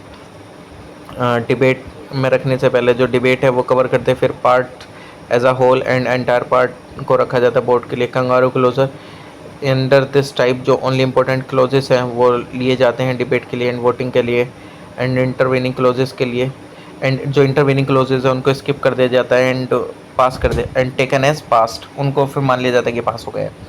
गलेटिन क्लोजर जो कि ये क्या है कि जिस टाइम पे जो अनडिस्कस्ड क्लोजेस हैं बिल के और रेजोल्यूशन के उनको वोट के लिए रखा जाता है along with discussed once due to want of time, मतलब टाइम की कमी वगैरह होती है। ठीक, नेक्स्ट है यूनिटरी फीचर क्या कॉन्स्टिट्यूशन का, इंटीग्रेटेड ऑडिट मशीनरी या ऑल इंडिया सर्विसेज और जो अदर यूनिटरी फीचर जैसे कि strong centre, single constitution, single citizenship, integrated judiciary. Federal feature क्या है, independent judiciary, other federal feature जो कि इंक्लूड करते हैं written constitution, bicameral legislature, division of power. Next है कि जो इंडियन कॉन्स्टिट्यूशन है उसने स्पेसिफाई नहीं करा detail procedure for the selection and appointment of the prime minister. Article 75 इसने स्टेट करा कि जो प्राइम मिनिस्टर है वो अपॉइंट करा जाएगा प्रेसिडेंट के द्वारा हो, but this does not mean कि जो प्रेसिडेंट है वो कंप्लीट डिस्क्रिशन है अपॉइंट करने के लिए किसी को भी। इन accordance with the convention of the parliamentary system जो मेजोरिटी पार्टी लीडर हैं जैसे कि जो प्रेसिडेंट है वो अपॉइंट करते हैं leader of the majority party Lok Sabha में as the prime minister. No clear majority, यानी कि जिस टाइम पे जो पार्टी है उसकी क्लियर मेजोरिटी है जो प्रेसिडेंट है वो एक्सरसाइज करते हैं अपना पर्सनल डिस्क्रिशन। टिपिकली जो प्रेसिडेंट है वो अपॉइंट करते हैं leader of the largest party और कोalition एंड उनको पूछते हैं वोट डालने के लिए of confidence in the Lok Sabha with in a month, और ये हुआ था पहली बार 1979 में जिस टाइम पे जो प्रेसिडेंट नीलम संजीवा रेड्डी थे उन्होंने अपॉइंट करा चरण सिंह को after the fall of the Janata party government.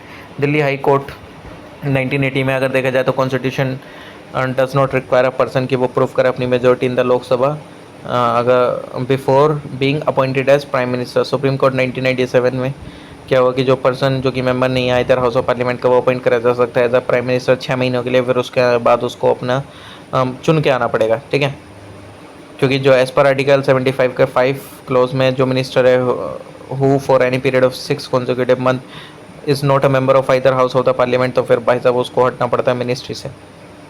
Okay, next जो रेजिग्नेशन और जो डेथ है इनकम्बिनेंट प्राइम मिनिस्टर की ऑटोमेटिकली वो डिसॉल्व कर देती है काउंसिल ऑफ मिनिस्टर को एंड क्रिएट कर देती है फिर एक वैक्यूम। नेक्स्ट है कि जो जीआई टैक्स से रिलेटेड है जैसे जो प्रोडक्ट एंड डिस्क्रिप्शन, जैसे कि उड़ीसा से कटक का रूपा तरस की जो कि सिल्वर फिलीगर है ये इनकॉर्पोरेट हुआ था in the jewellery around 3500 BCE in Mesopotamia where it is practised even todays. तलकारी वर्क कहा जाता है, ये रीच करी Cuttack from Persia through Indonesia. बंगोल बंगलार मुस्लिम जो कि एक ट्रेडिशनल हैंडलूम क्राफ्ट है जो कि बना हुआ था कॉटन का। Andhra Pradesh Narsapur crochet less product जो कि लाया गया मिशनरीज टू नरसापुर। मध्य प्रदेश जो कि रतलाम रियावन लहसुन गार्लिक है। असम जो कि Majuli mask and Majuli manuscript painting है। Tripura Risa textile. Telangana Hyderabad lac bangles. Gujarat Kutch Rogan craft Nirona. Ambaji white marble जो कि फॉर्म होते हैं जिस टाइम पे जो लाइम स्टोन है वो रिक्रिस्टलाइज होता है in the earth crust. Next है कि जो स्पीकर है वो इलेक्ट करा जाता है by the assembly itself from among its member. Usually जो स्पीकर है वो रिमेन रहता है ऑफिस में during the life of the assembly.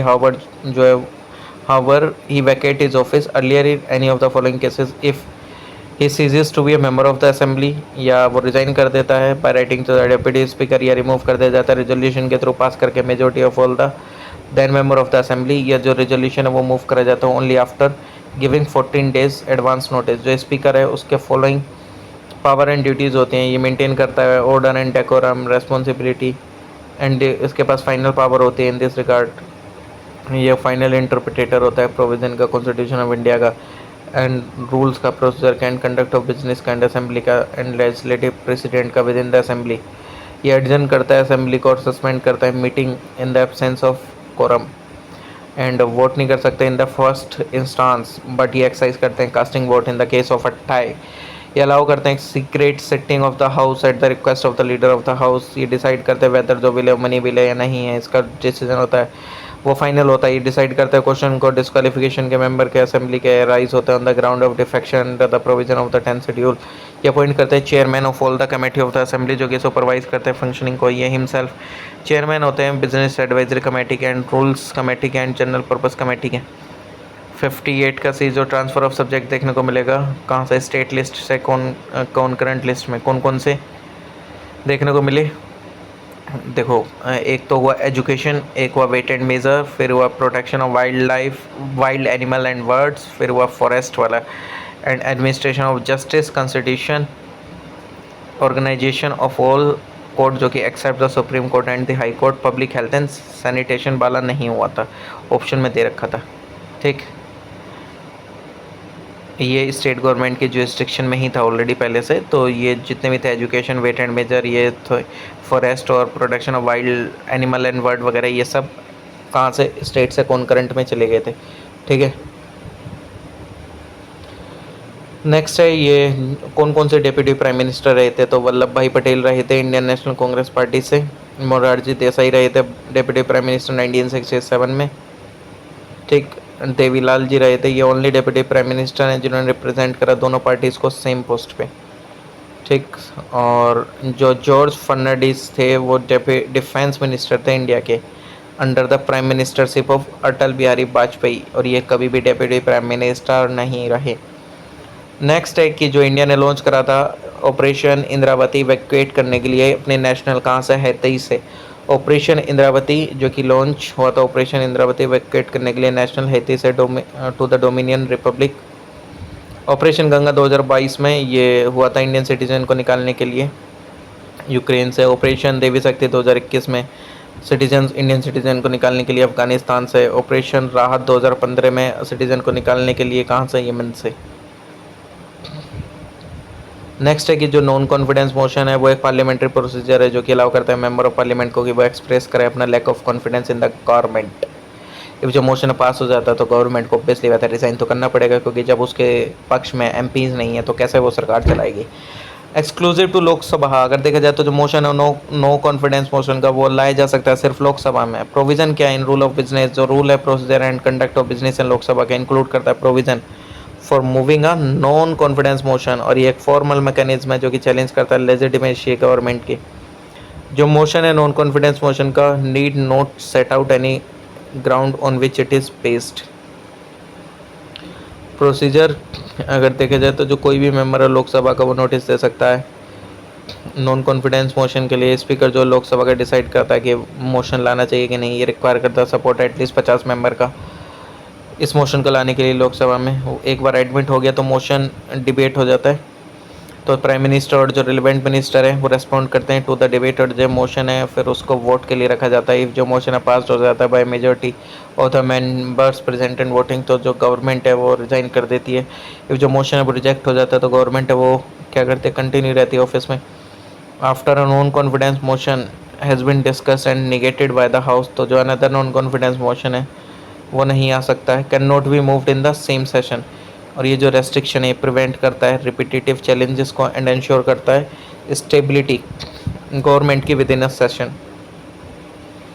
ठीक, नेक्स्ट है कि जो मिनिस्टर ऑफ कॉपरेशन है वो क्रिएट करेगी ट्रांसफ़र करके एग्जिस्टिंग एंट्रीज़ को जो कि रिलेटेड थे किससे, कॉपरेशन से and cooperation in the business of the erst while minister of agriculture cooperation and farmers welfare. White cabinet secretariat gadget notification dated 6 जुलाई 2021। जो मिनिस्ट्री थी जो कि ऐड करी जा रही थी किसके द्वारा, मिनिस्टर ऑफ कॉपरेशन के द्वारा। जो मिनिस्ट्री है जो कि रेस्पॉन्सिबल है प्रोवाइड करने के लिए separate administrative legal and policy framework for strengthening करने के लिए cooperative movement in the country. जो प्रिंसिपल एक्टिविटीज़ हैं मिनिस्ट्री की वो इंक्लूड करता है स्ट्रीमलाइन करना प्रोसेस को, ईज़ ऑफ डूइंग बिजनेस के लिए, फॉर कोऑपरेटिव्स एंड इनेबल करना डेवलपमेंट को मल्टी स्टेट कोऑपरेटिव सोसाइटी के लिए। ठीक, ये एम्फेसिस करता है स्ट्रेंथनिंग करने पे।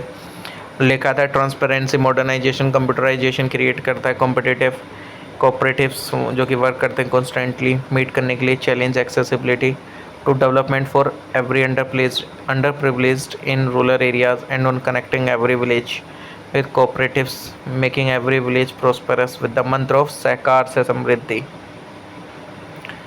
अटॉर्नी जनरल अपॉइंट करा जाता है प्रेसिडेंट के द्वारा, रिमूवल करा जाता है इसका पार्लियामेंट के इसका जो रिमूवल है पार्लियामेंट के द्वारा नहीं होता है। ये जो करेक्ट प्रोसेस क्या है, प्रेसिडेंट के थ्रू ही रिमूव होता है। State election commissioner appoint governor के द्वारा एंड रिमूव किस ग्राउंड पे होते हैं, सिमिलर जैसा हाई कोर्ट के जज को रिमूव करा जाता है। Chairman state public service commission का अपॉइंट गवर्नर के द्वारा एंड रिमूव प्रेसिडेंट के द्वारा। ठीक, before adopting the portfolio system in the government of India जितने भी गवर्नमेंट बिजनेसेस हैं was disposed of by the governor general in the council जो कि फंक्शन करते हैं as a joint consultative board. As the amount and complexity of the business of the government ये increase करते हैं work of the various department जो कि distributed होता है amongst the member of the council and only the more important case जो कि deal करता है with why which governor general of the council collectively.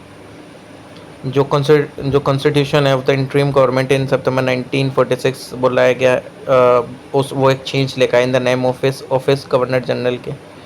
ठीक, ऑन सितंबर 5 1946 जो सेक्रेटेरिएट था एग्जीक्यूटिव काउंसिल का वो डिज़ाइन करा गया as a cabinet secretariat and secretary of the state executive council वो कैबिनेट सेक्रेटरी बने।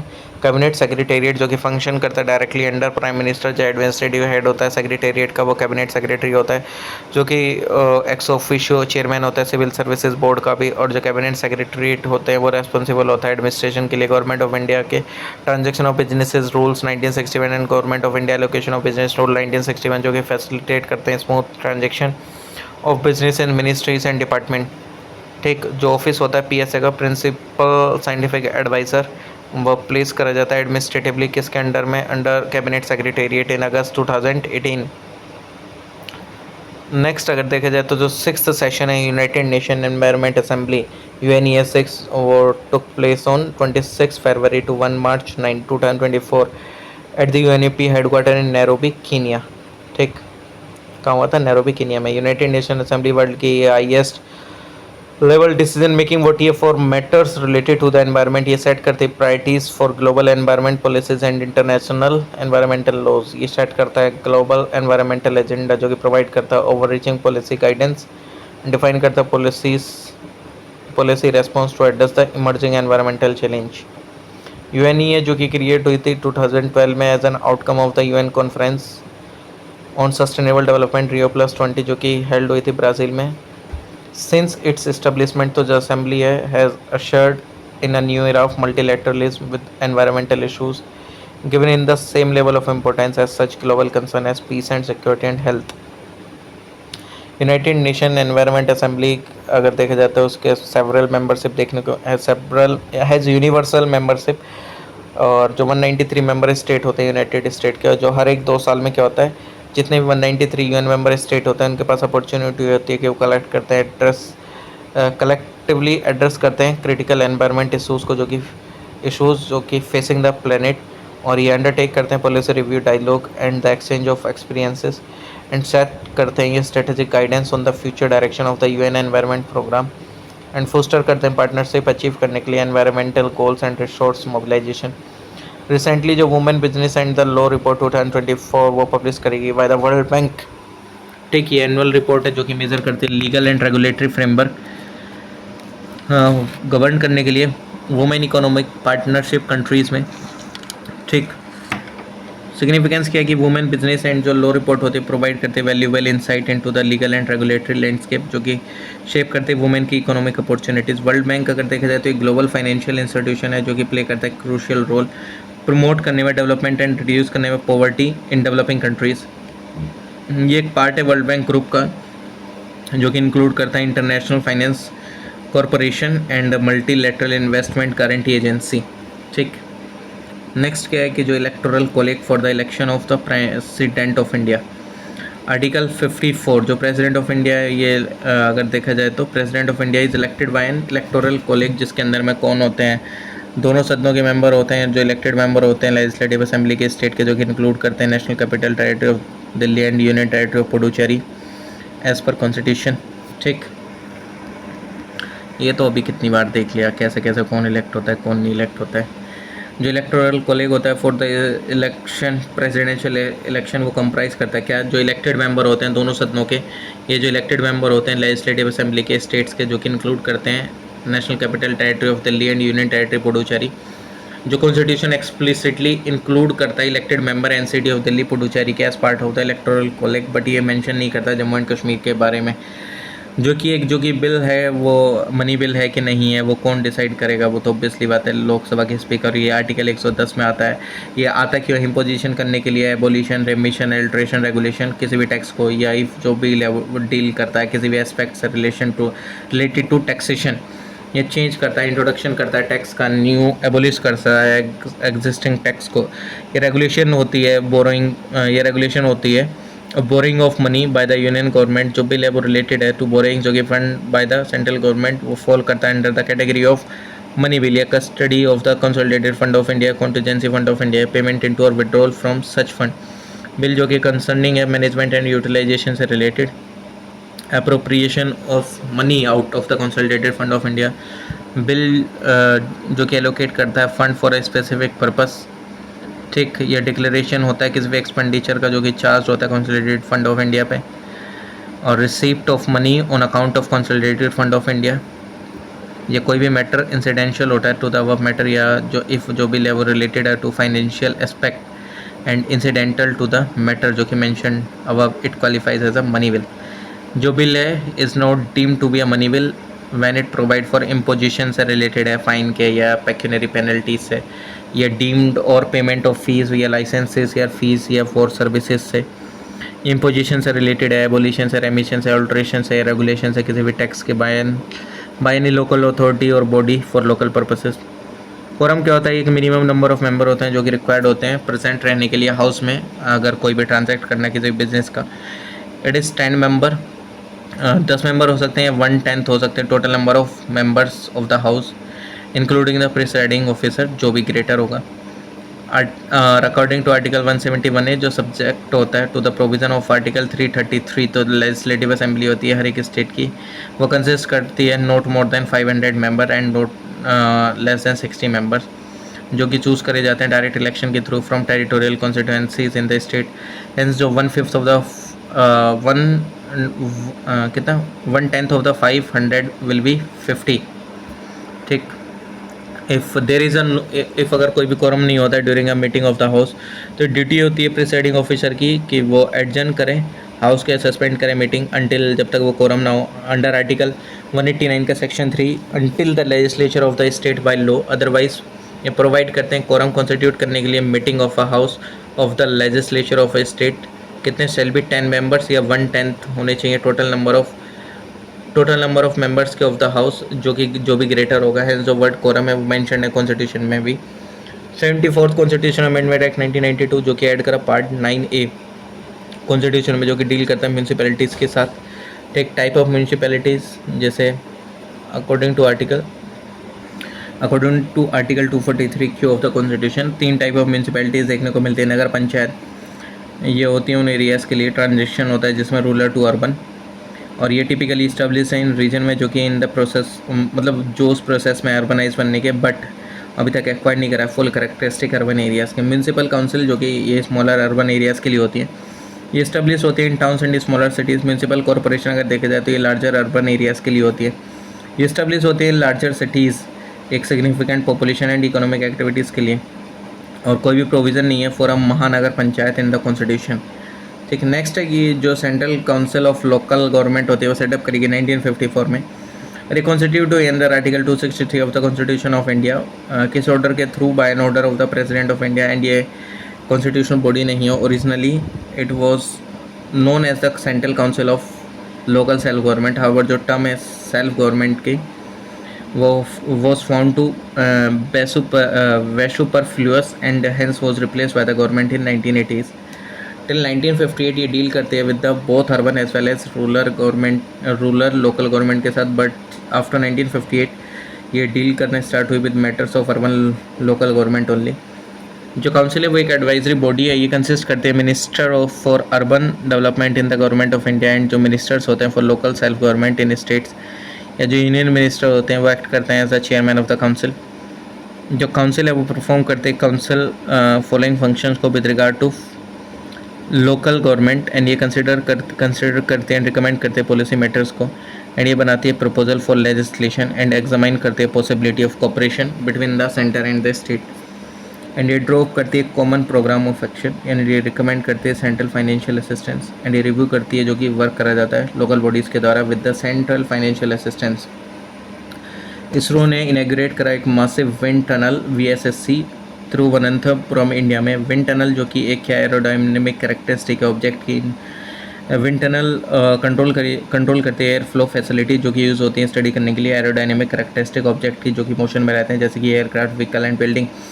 ये कंसिस्ट करते हैं एक लार्ज एनक्लोज ट्यूब जो कि विद अ फैन जो कि जनरेट करते हैं कंटिन्यूस स्ट्रीम ऑफ एयर.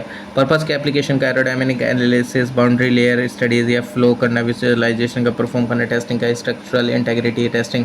या ट्राइसोनिक विंड टनल जो कि एक स्पेशलाइज्ड फैसिलिटी है जो कि डिज़ाइन करी जाती है स्टिमुलेट करने के लिए 3 distinct flight regimes: subsonic, transonic, supersonic. Subsonic speed जिनकी कम होती है below the speed of sound Mach 1 से कम होती है. ट्रांसोनिक स्पीड जो कि near the speed of sound 0.8 Mach से लेकर 1.2 के बीच में ऐसे मान लो. और सुपरसोनिक स्पीड जो कि अबव होती है स्पीड ऑफ साउंड मैक 1 से.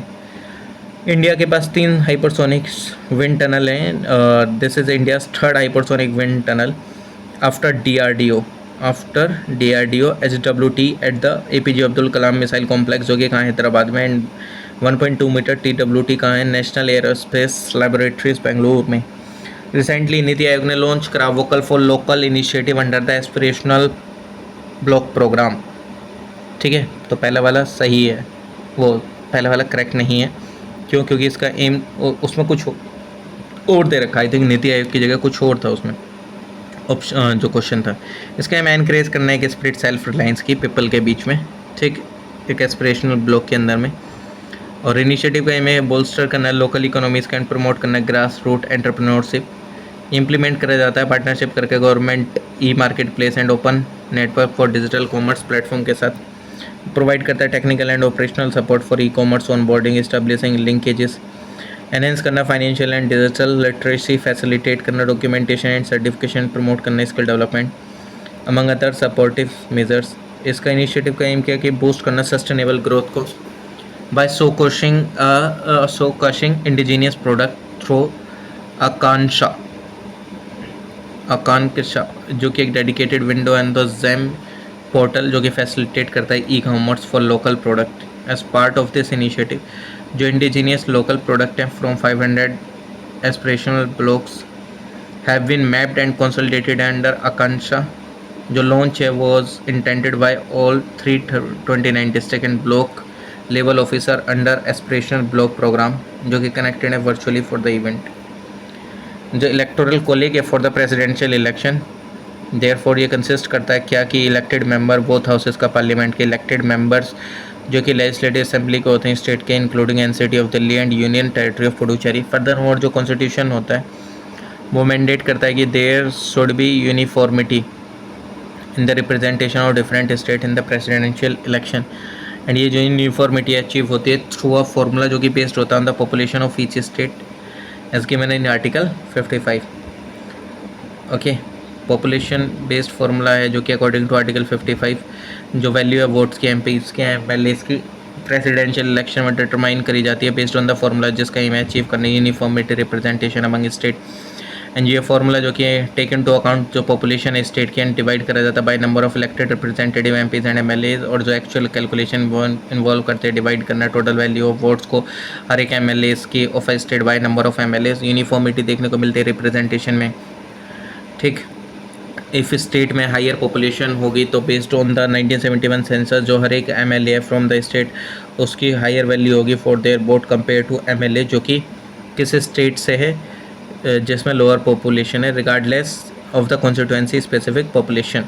ठीक, जो वैल्यू है वोट की ईच एमएलए की इन स्टेट वो डिटरमाइन करी जाती है फॉर्मूला से जो कि बेस्ड टोटल पॉपुलेशन पे स्टेट के एज पर the census as per 1971 census. और जो 84th अमेंडमेंट एक्ट 2001 का प्रोवाइड करता है अनटिल द पॉपुलेशन जो फिगर है from the first census taken after the year 2007 are publish, तो जो पॉपुलेशन फिगर है फ्रॉम द 1971 सेंसस वो यूज़ करी जाएगी कैलकुलेट करने के लिए value of votes in presidential election. Next है सोलिसिटर जो जनरल होते हैं वो सेकंड हाईएस्ट लॉ ऑफिसर होते हैं गवर्नमेंट ऑफ इंडिया के after attorney general of India. ये क्या करते हैं, असिस्ट करते हैं एजी को in the fulfilment of his her official responsibility and it should be noted that there only the office of the AG जो कि क्रिएट करा जाता है कॉन्स्टिट्यूशन के द्वारा। इन अदर वर्ड जो आर्टिकल 76 है वो मेंशन नहीं करता है सॉलिसिटर जनरल का एंड एडिशनल सॉलिसिटर जनरल का। जो एसजीआई है वो अपॉइंट करा जाता है प्रेसिडेंट के द्वारा on the recommendation of appointment of committee of the cabinet. SGI जो कि जनरली उसका 3 टेन्योर होता है 3 साल का एंड एलिजिबल है रिअपॉइंटमेंट के लिए।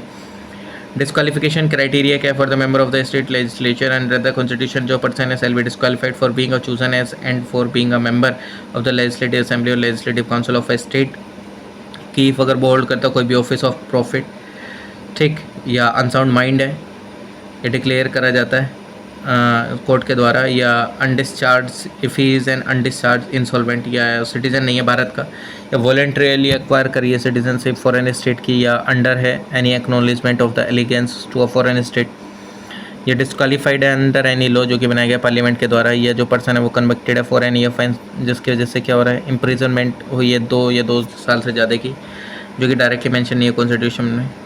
ठीक, नेक्स्ट है कि जो डायरेक्टोरेट ऑफ एस्टिमेट है ये अटैच्ड ऑफिस है ministry of housing and urban affair का। ये मैंडेट करता है, एडमिनिस्टर करता है, मैनेज करता है state of government of India का इन दिल्ली, और इसके 8 रीजनल ऑफिस हैं Chandigarh, Chennai, Faridabad, Ghaziabad, Kolkata, Mumbai, Nagpur and Shimla. 31 other locations हैं अक्रॉस द कंट्री। इस्टेब्लिश हुआ था 1944 में।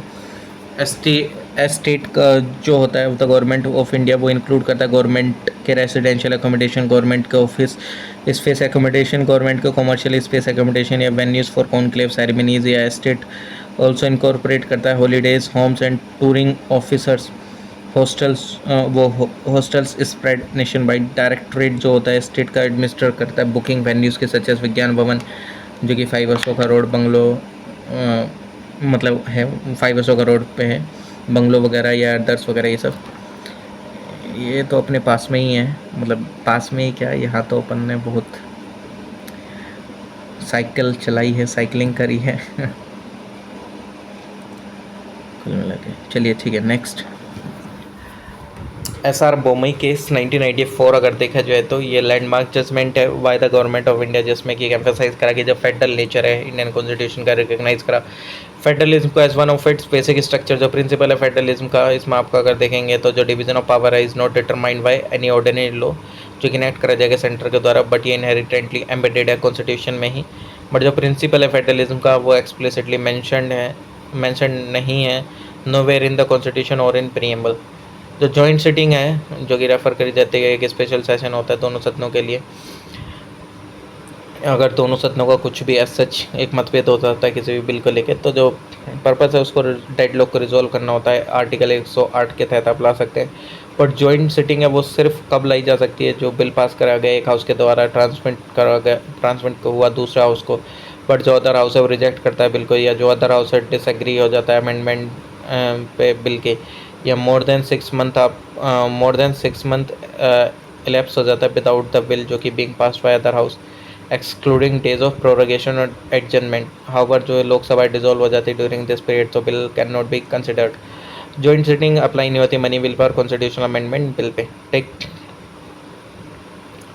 नेक्स्ट है जो लैप्सिंग ऑफ बिल है वो कब होती है, जो सिचुएशन है लीडिंग टू लैप्सिंग, जो बिल ओरिजिनेट हुआ लोकसभा में, ठीक, तो जो पेंडिंग होता है लोकसभा में जो बिल है वो स्टिल अंडर कंसिडरेशन है लोकसभा में, एंड जो हाउस है वो डिसॉल्व कर दिया गया है, and house is dissolve the bill lapses और जो पास कर दिया गया लोकसभा के द्वारा बट पेंडिंग है राज्यसभा में, ये जो बिल है वो पास कर दिया गया लोकसभा के द्वारा बट वो पेंडिंग है राज्यसभा में, तो लैप्स हो जाता है जिस टाइम पे लोकसभा डिसॉल्व होती है। बिल जो कि ओरिजिनेट हुआ है राज्यसभा में, जो कि पेंडिंग है राज्यसभा में, इफ़ जो बिल है वो ओरिजिनेट हुआ है कहाँ, इफ़ जो बिल है ओरिजिनेट हुआ एंड पेंडिंग राज्यसभा में, तो वो लैप्स नहीं होगा upon the dissolution of the Lok Sabha, because Rajya Sabha एक परमानेंट बॉडी है एंड ये डिसोल्यूशन के लिए डिसोल्यूशन नहीं होता है। Pass by Rajya Sabha but pending in Lok Sabha, if जो बिल है वो पास हो जाता है बाय द राज्यसभा बट ये पेंडिंग इन द लोकसभा, ये लैप्स होता है upon the dissolution of the Lok Sabha. Next है जो speaker of the Lok Sabha pivotal figure है in the Indian parliamentary system. जो स्पीकर है वो ड्यूटीज इंक्लूड करता है presiding over the meeting of the Lok Sabha, decide on the point of order, interpreting the rule of procedure and ensure करता है parliamentary tradition और appeal. Appointment अगर देखा जाए तो जो स्पीकर होते हैं लोकसभा के इलेक्ट करे जाते हैं by the member of the Lok Sabha from amongst themself. एक सेकंड। जो स्पीकर है लोकसभा के वो पाइवेटल फिगर है इंडियन पार्लियामेंट्री सिस्टम के।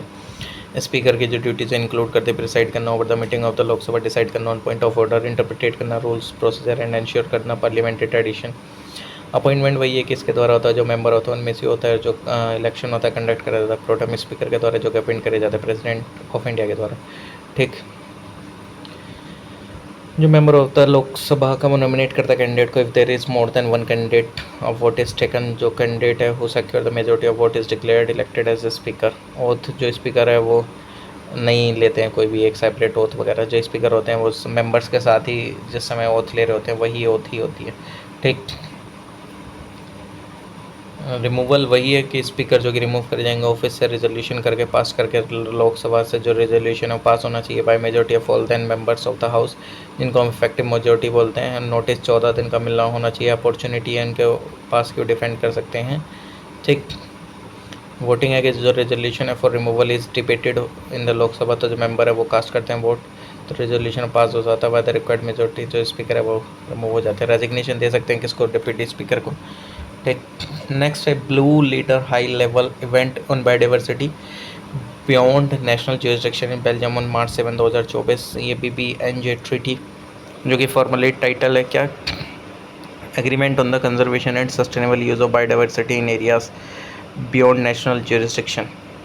ओके, ये क्या, ये एक लैंडमार्क इंटरनेशनल एग्रीमेंट है जिसका एम है कि प्रोटेक्ट करना बायोडाइवर्सिटी को in the vast area of the ocean, जो कि लाई करता है outside of any countries control the high sea. ये ट्रीटी कंसर्न करती है ओशन को जो कि एग्जिस्ट करते हैं beyond the exclusive economic zones, और ये जो लाई करता है from the coast of a country to about 200 nautical miles till whether it has special right for exploration water, जो कि बियॉन्ड रहता है data known as open seas और हाई सी। के एलिमेंट क्या ट्रीटी का, एनवायरमेंट इम्पैक्ट असेसमेंट होता है, मैराइन प्रोटेक्टेड एरियाज एक्सेस होता है, benefit sharing, capacity building, cooperation या coordination. BBNJ treaty legally binding international agreement है जिसका एम है कि कंजर्व करना, सस्टेनेबली यूज करना बायोडाइवर्सिटी के एरियाज में बियॉन्ड नेशनल ज्यूरिसडिक्शन। और इंडिया जो कि अभी तक साइन नहीं है BBNJ ट्रीटी का फॉर द फॉलोइंग रीजन, क्योंकि concern over resource sharing, sovereignty and economic interest and need for stronger enforcement mechanism, lack of clarity on technology transfer, concern about dispute resolution, Indian recognize कर importance protect करने का marine diversity, but believe करा कि जो BBNJ treaty है वो should be balance and equitable हो। ठीक, इसराइल ने सक्सेसफुली मतलब क्या करा, इंटरसेप्शन करा ड्रोन का मिसाइल का, जो कि लॉन्च करेगा ईरान के द्वारा, has been officially named Operation Iron Shield. Israel जो कि प्रोटेक्टेड है by multi layer defence array, जो कि इंक्लूड करती है Arrow 2, Arrow 3, David Sling and Iron Dome active defence system. Iron Dome जो कि वही है कि इधर से सामने से कोई मिसाइल वगैरह आ रही है तो इधर से पूरा आयरन डोम का इस्तेमाल करके उन मिसाइल्स को रोका जाता है, मतलब बैक फायर कर देगा ऐसा समझ लो, वो रिटेलिएट करते हैं। डेविड स्लिंग आयरन डोम से जो कि है मतलब एक तरीके से ऐसा समझ लो मिसाइल जो आ रही हैं उनको ये पूरी तरीके से तहस नहस कर देता है। डेविड स्लिंग एक डिफेंस सिस्टम है जो कि टैकल करता है वाइड रेंज ऑफ थ्रेट, जो कि developed with the USA। David sling जो कि शूट डाउन करता है बैलिस्टिक मिसाइल्स को, ड्रोन को एंड क्रूज मिसाइल को, जो कि ट्रैवल करते हैं from farther distances. David sling system जो कि डिज़ाइन है शूट डाउन करने के लिए बैलिस्टिक मिसाइल जो कि फायर्ड होती है from 100 kilometre to 200 kilometre. Arrow 2 and Arrow 3 system जो मिसाइल है डिज़ाइन है डिस्ट्रॉय करने के लिए बैलिस्टिक मिसाइल जो कि high in the atmosphere before the reach earth atmosphere. ये जो हाई एल्टीट्यूड है इंटरसेप्ट करता है, इंश्योर करता है कि जो कोई भी कन्वेंशनल वॉरहेड होता है वो सेफली डिस्ट्रॉय कर दिया जाता है। जो लॉन्ग रेंज एरो सिस्टम होता है are said to have been developed with Iran in mind, और ये जो इंटरसेप्टर मिसाइल से मुकलाइड करते हैं इनकमिंग थ्रेड्स के साथ यूज़ करके डिटैचेबल वॉरहेड का। ओके, वाइस प्रेसिडेंट एक हाईएस्ट डिग्नेटरी होता है इंडिया का, जो कि प्रेसिडेंट के बाद आते हैं, चेयरमैन है ये राज्यसभा के, ठीक है। आर्टिकल 62 के अकॉर्डिंग क्या होता है कि to fill the vacancy in the office of president, ये मतलब अगर मान लीजिए कि अगर प्रेसिडेंट की डेथ हो गई है या कुछ भी हो गया, सच या वैकेंसी हो गई है, तो वाइस प्रेसिडेंट प्रेसिडेंट रहते हैं 6 महीने के लिए, जब तक अगला इलेक्शन ना हो। 71 जो कि कॉन्स्टिट्यूशन है वो प्रोवाइड करता है कि जितने भी डाउट एंड डिस्प्यूट है जो कि रिलेट इलेक्शन है प्रेसिडेंट और वाइस प्रेसिडेंट को डिसाइड करे जाएंगे सुप्रीम कोर्ट के द्वारा, और जिसके जो रिस्ट्रिक्शन वो एक्सक्लूसिव एंड फाइनल है। नेक्स्ट है एक्सपेक्टेशंस टू इक्वलिटी। अगर देखा जाए तो जो rule of equality before law वो एब्सोल्यूट नहीं है, and they are constitutional and other exceptions भी हैं। और जो प्रेसिडेंट होते हैं इंडिया के एंड जो गवर्नर होते हैं,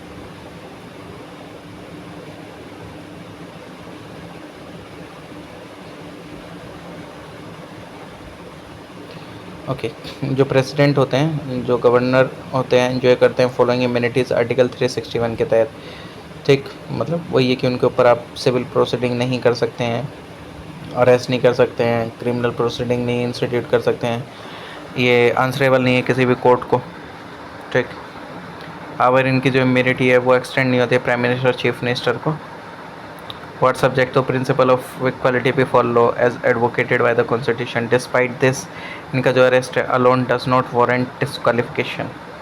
जुडिशियल पावर जो है प्रेसिडेंट ऑफ इंडिया की अगर देखा जाए तो होल्ड करता है significant judicial power and function, जो कि इंक्लूड करता है अपॉइंटमेंट करना जुडिशरी का, एडवाइस लेना सुप्रीम कोर्ट से, या पार्डनिंग करना पावर की किसमें कि अगर कोई भी पनिशमेंट प्रोवाइड करी गई है कोर्ट मार्शल के द्वारा, या कोई भी पनिशमेंट दी गई है या इन और ऑफेंस जो कि अगेंस्ट यूनियन लॉ, ठीक है। जो प्रेसिडेंट जो कि ग्रांट करता है relief for offences against union law, ना कि स्टेट लॉज के अगेंस्ट में। ये जो केस है जहाँ पे जो सेंटेंस है वो एक सेंटेंस है डेथ का, तो वहाँ पे कम्यूट पार्डन कर सकता है डेथ सेंटेंस को। ओके नेक्स्ट है कि जो अग्नि प्राइम है वो एक न्यू जनरेशन बैलिस्टिक मिसाइल है जो कि फ्लाइट टेस्टेड हुआ सक्सेसफुली। अग्नि पी जो कि एक न्यू जनरेशन एडवांस्ड वेरिएंट है अग्नि क्लास का integrated guided missile development programme का 2 स्टेज कैनिस्टराइज्ड बैलिस्टिक मिसाइल है। और कैनिस्टराइजेशन जो है मिसाइल को रिड्यूस करता है time required to launch the missile, जो कि इम्प्रूव करता है इसकी स्टोरेज एंड मोबिलिटी, ठीक। और जो ये कैनिस्टराइज्ड मिसाइल है जिसकी रेंज कैपेबिलिटी होती है बिटवीन 1000 एंड 2000 किलोमीटर के बीच में ट्रांसपोर्टेड करी जाती है by road and rail and stored होती है for longer period, significantly reduce करते हैं टाइम को जो कि रिक्वायर्ड होता है फॉर प्रिपरेशन एंड लॉन्च। तो जो मिसाइल है वो यूज़ करता है एक cold launch mechanism and can be fired in salvo mode and it's lighter date, कि जो भी all in it is lighter date जितने भी अर्लियर अग्नि सीरीज थी मिसाइल की वो गाइड करी जाती है कि इसके द्वारा इनर्शियल नेविगेशन सिस्टम के द्वारा, जो कि based and advance ring laser gyroscopes पे, जो काफ़ी मैनी एडवांस टेक्नोलॉजीज जो कि इंक्लूड करते हैं composite propulsion system, innovative guidance and control mechanism, state of the art navigation system वो इंट्रोड्यूस करा गया। Grants in aid of the to the states, statutory grant यानी कि आर्टिकल 275 जो कि एम्पावर करता है पार्लियामेंट को कि वो बनाए grant to the state in need और फाइनेंशियल असिस्टेंट, जो कि चार्ज है to the consolidated fund of India में। Different sum may be fixed for different state specific grant for promoting the welfare of the scheduled tribe or raising the administration level of scheduled areas or also provided discretionary grant। अगर देखा जाए तो article 282 empower करता है both the centre and state को कि वो grant बनाए for an public purposes even beyond their legislative competence, जिसको जाना जाता है as a discretionary grant as the centre is not obliged to provide them. जो पर्पस है include adding state to fulfil plan targets and coordinate करना state action को for national plan. Other grant क्या है कि जो प्रोविज़न है for temporary grant in lieu of export duties on jute and jute product to certain state for 10 year from constitution commencement. Grant जो कि refer करी जाती है फाइनेंशियल एलोकेशन एंड प्रोवाइड करी जाती है बाय गवर्नमेंट और रीऑर्गेनाइजेशन सपोर्ट करने के लिए स्पेसिफिक प्रोजेक्ट को प्रोग्राम को एक्टिविटीज़ को often to achieve a particular objective और address identified need. Supplementary grant क्या कि एडिशनल फंड जो कि शॉर्ट कर मतलब लाया जाता है जिस टाइम पे जो अमाउंट है वो अमाउंट ऑथराइज जो ये बजट में वो इनसफिशिएंट होती है for the year expenditure. Additional grant क्या होती है कि जिस टाइम पे जो एडिशनल फंड जो कि एलोकेट किया जाता है बियॉन्ड व्हाट वाज इनिशियली जो कि प्रोवाइड करा गया बजट में, टिपिकली है वो कवर करना unforeseen and emergent expenditure note accounted for during the budgetary process, vote on account यानी कि कोई भी एडवांस ग्रांट जो कि अलाउ करता है गवर्नमेंट को मीट करने के लिए expenses until the full budget जो कि पास नोट टिपिकली वैलिड होता है वो 2 महीने के लिए। वोट ऑफ क्रेडिट जो कोई भी ग्रांट है for meeting an unexpected demand upon the resources of India such as war और natural calamity for which the details can not be stated in advance. Exceptional grant यानी कि एक grant जो कि बनाई जाती है फॉर स्पेशल पर्पस जो कि फॉर्म करती हैं no part of the current service of any financial year. Excess grant ये ग्रांटेड होते हैं फॉर एक्सपेंडिचर जो कि एक्सीड करती हैं अमाउंट को ओरिजिनली जो कि सैंक्शन होती है थ्रू द अप्रोप्रिएशन एक्ट जो कि रिक्वायर करती है subsequent parliamentary approval. Token grant एक नॉमिनल अमाउंट होता है ऑफन 1 रुपी जो कि ग्रांट करा जाता है मीट करने के लिए न्यू और एडिशनल एक्सपेंडिचर फॉर विच जो सेविंग्स है वो फाउंड करी जाती है with in the same financial year.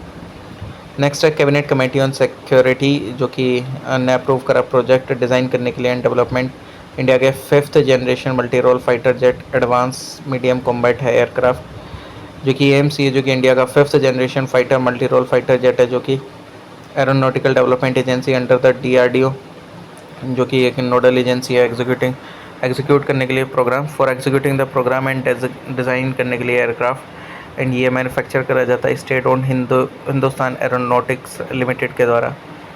AMCA MK1 variant will have the US built GE414 engine जो होता है 90 किलो न्यूटन क्लास का, वाइल जो मोर एडवांस AMCA MK2 वो फ्लाई करता है more powerful 100 ton kN engine का जो कि डेवलप करा जाता है indigenously DRDO gas turbine research establishment के द्वारा in collaboration with the foreign defence major. 25 ton twin engine aircraft जो कि बिगर होता है then other fighters in the Indian air force inventory and will have advance stealth feature जो कि avoid करता है detection by the enemy radar. AMCA initially based होता है ज्योमेट्रिक स्टेल्थ एंड जो मटेरियल स्टेल्थ जो कि फोकस्ड होती है upon at a later stage. 2 major ways हैं for of making a military platform stealthier, एक है geometric stealth material strength. Okay, जो अटॉर्नी जनरल ऑफ इंडिया होता है वो एक पार्ट होता है यूनियन एग्जीक्यूटिव का, ये हाईएस्ट लॉ ऑफिसर होता है कंट्री में जो आर्टिकल 76 है कॉन्स्टिट्यूशन का वो प्रोवाइड करता है for the office of AG in India और जो टर्म है वो फिक्स नहीं है कॉन्स्टिट्यूशन के द्वारा और जो रिमूवल है एंड जो ग्राउंड रिमूवल के AG के वो स्टेट नहीं है कॉन्स्टिट्यूशन में, तो ये होल्ड करता है ऑफिस को प्लेजर तक प्रेसिडेंट के। ठीक, नेक्स्ट है कि जो PM ने ऑफर करा एक reverence to the Shankaracharya Hill and the temple atop it यानी कि जो कि उसके ऊपर बना हुआ है हिल के, एंड इन्होंने रिसेंट विजिट करा कश्मीर में जो शंकराचार्य टेम्पल जो कि amongst the top religious attraction है श्रीनगर में, इसका नाम जो है वो बना पड़ा आफ्टर फिलोसफर शंकराचार्य जिन्होंने विजिट करा था एक बार कश्मीर को, एंड जो हिंदू टेम्पल है वो एंजॉय करता है एक स्ट्रेटेजिक लोकेशन। ठीक, फ्रॉम वेयर जो डिवोटीज एंड जो टूरिस्ट हैं वो can see a panoramic view of Srinagar city, और इसको जाना जाता है एक जैतेश्वरा टेम्पल और पाश पहाड़ बाय बुद्धिस्ट, और जो पर्शियन एंड ज्वेल्स हैं वो इसको बोलते हैं बाग ए सुलेमान और garden of king Solomon. Persian inscription आपको यहाँ पे देखने को मिलेंगी और ये डेडिकेटेड है लॉर्ड शिवा का, और जो टेम्पल है वो कितनी हाइट पे 1000 फीट की of the plain and overlook the city of Srinagar. ये जो टेम्पल है 200 BC का है, ऑल्सो जो प्रेजेंट स्ट्रक्चर है प्रोबेबली वो 9th सेंचुरी का है, और ये ये जो एंशियंट टेम्पल है बिल्ट है इंडिजीनियसली अर्ली कश्मीरी स्टाइल में आर्किटेक्चर के, एंड एम्ब्रेस करता है एक टेक्निक जो कि प्रिवेल है इन दोज डेज, और जो अर्ली सिहारा स्टाइल है वो प्रोमिनेंटली एविडेंट है in the building design and indicative है of the horseshoe arch type of pattern, and ये मासिव स्टोन स्ट्रक्चर है। ठीक ठीक, मासिव स्ट्रक्चर है और massive stone of structure built है on a high octagonal plinth, और जो प्लिंथ है वो सरमाउंटेड है बाय लो पैरापेट वॉल, और जो स्क्वायर बिल्डिंग है टेम्पल की वो सपोर्टेड है बाय द बेसमेंट। नेक्स्ट है कि जो आर्टिकल 243E है जो पार्ट 9 का कॉन्स्टिट्यूशन का वो डील करता है ड्यूरेशन ऑफ द पंचायत से जो कि कॉन्स्टिट्यूट हुई थी for the rural areas under article 243B of the constitution as per article 243E first जो कि एवरी पंचायत जो कि unless sooner dissolved under any law for the time being in force shall continue रहेगी 5 सालों तक for the date जो कि appointed हुई थी फर्स्ट मीटिंग की एंड नो लॉन्गर। जो आर्टिकल 243E का 4 है वो पंचायत को बोलता है कि जो कॉन्स्टिट्यूट हुई थी upon the dissolution of panchayat उसके एक्सपायरी होने से पहले ऑफ इट ड्यूरेशन तो वो कंटिन्यू करेगी only remainder period for which जो डिसॉल्व पंचायत है वो would have continued under article 243(1) had it been so dissolve. और अकॉर्डिंग टू आर्टिकल 243E तो जो इलेक्शन है टू कॉन्स्टिट्यूट अ पंचायत वो कंप्लीट होंगे before the expiration of it duration, जो कि स्पेसिफाइड है 243(1) में, और expiration of a period of 6 month from the date of it dissolution. Provided है कि जहाँ पे जो रिमाइंडर है पीरियड का फॉर विच द डिसॉल्व जो पंचायत है वो कंटिन्यू रहेगी less than 6 month, it shall not necessary कि वो होल्ड करे election under this clause for constituting the panchayat. Recently NATO की 75th ईयर हुए फॉर्मेशन को लेकर तो स्वीडन ने ज्वाइन करा इसको एज अ 32 मेंबर। ठीक, 1949 में फॉर्म हुआ था ये। ठीक, इतना तो आपको पता ही होगा। डेटरेंट है ये थ्रेट को लेकर सोवियत एक्सपेंशन के यूरोप में after world war second. Headquarter Brussels Belgium में है ये। ओके, और पॉलिटिकली एंड मिलिट्री अलाइंस है 32 कंट्रीज़ का from Europe and North America. ये फाउंडेड है on the principle of collective defence, article 5 जो है ट्रीटी का। Founding member Belgium, Canada, Denmark, France, Iceland, Italy, Luxembourg, Netherlands, Norway, पुर्तगाल, United Kingdom and United State. Finland ने join करा NATO को 2023 में। यूक्रेन ने फॉर्मली सबमिट करी एप्लीकेशन ज्वाइन करने की नाटो को 2022 में। एंड एश्योरेंस मिराइज को विल्नियस सबमिट में 2023 में। ईयू मेंबर पार्ट नहीं है नाटो, जो कि पार्ट नहीं है नाटो के ऑस्ट्रिया, साइप्रस, आयरलैंड एंड माल्टा।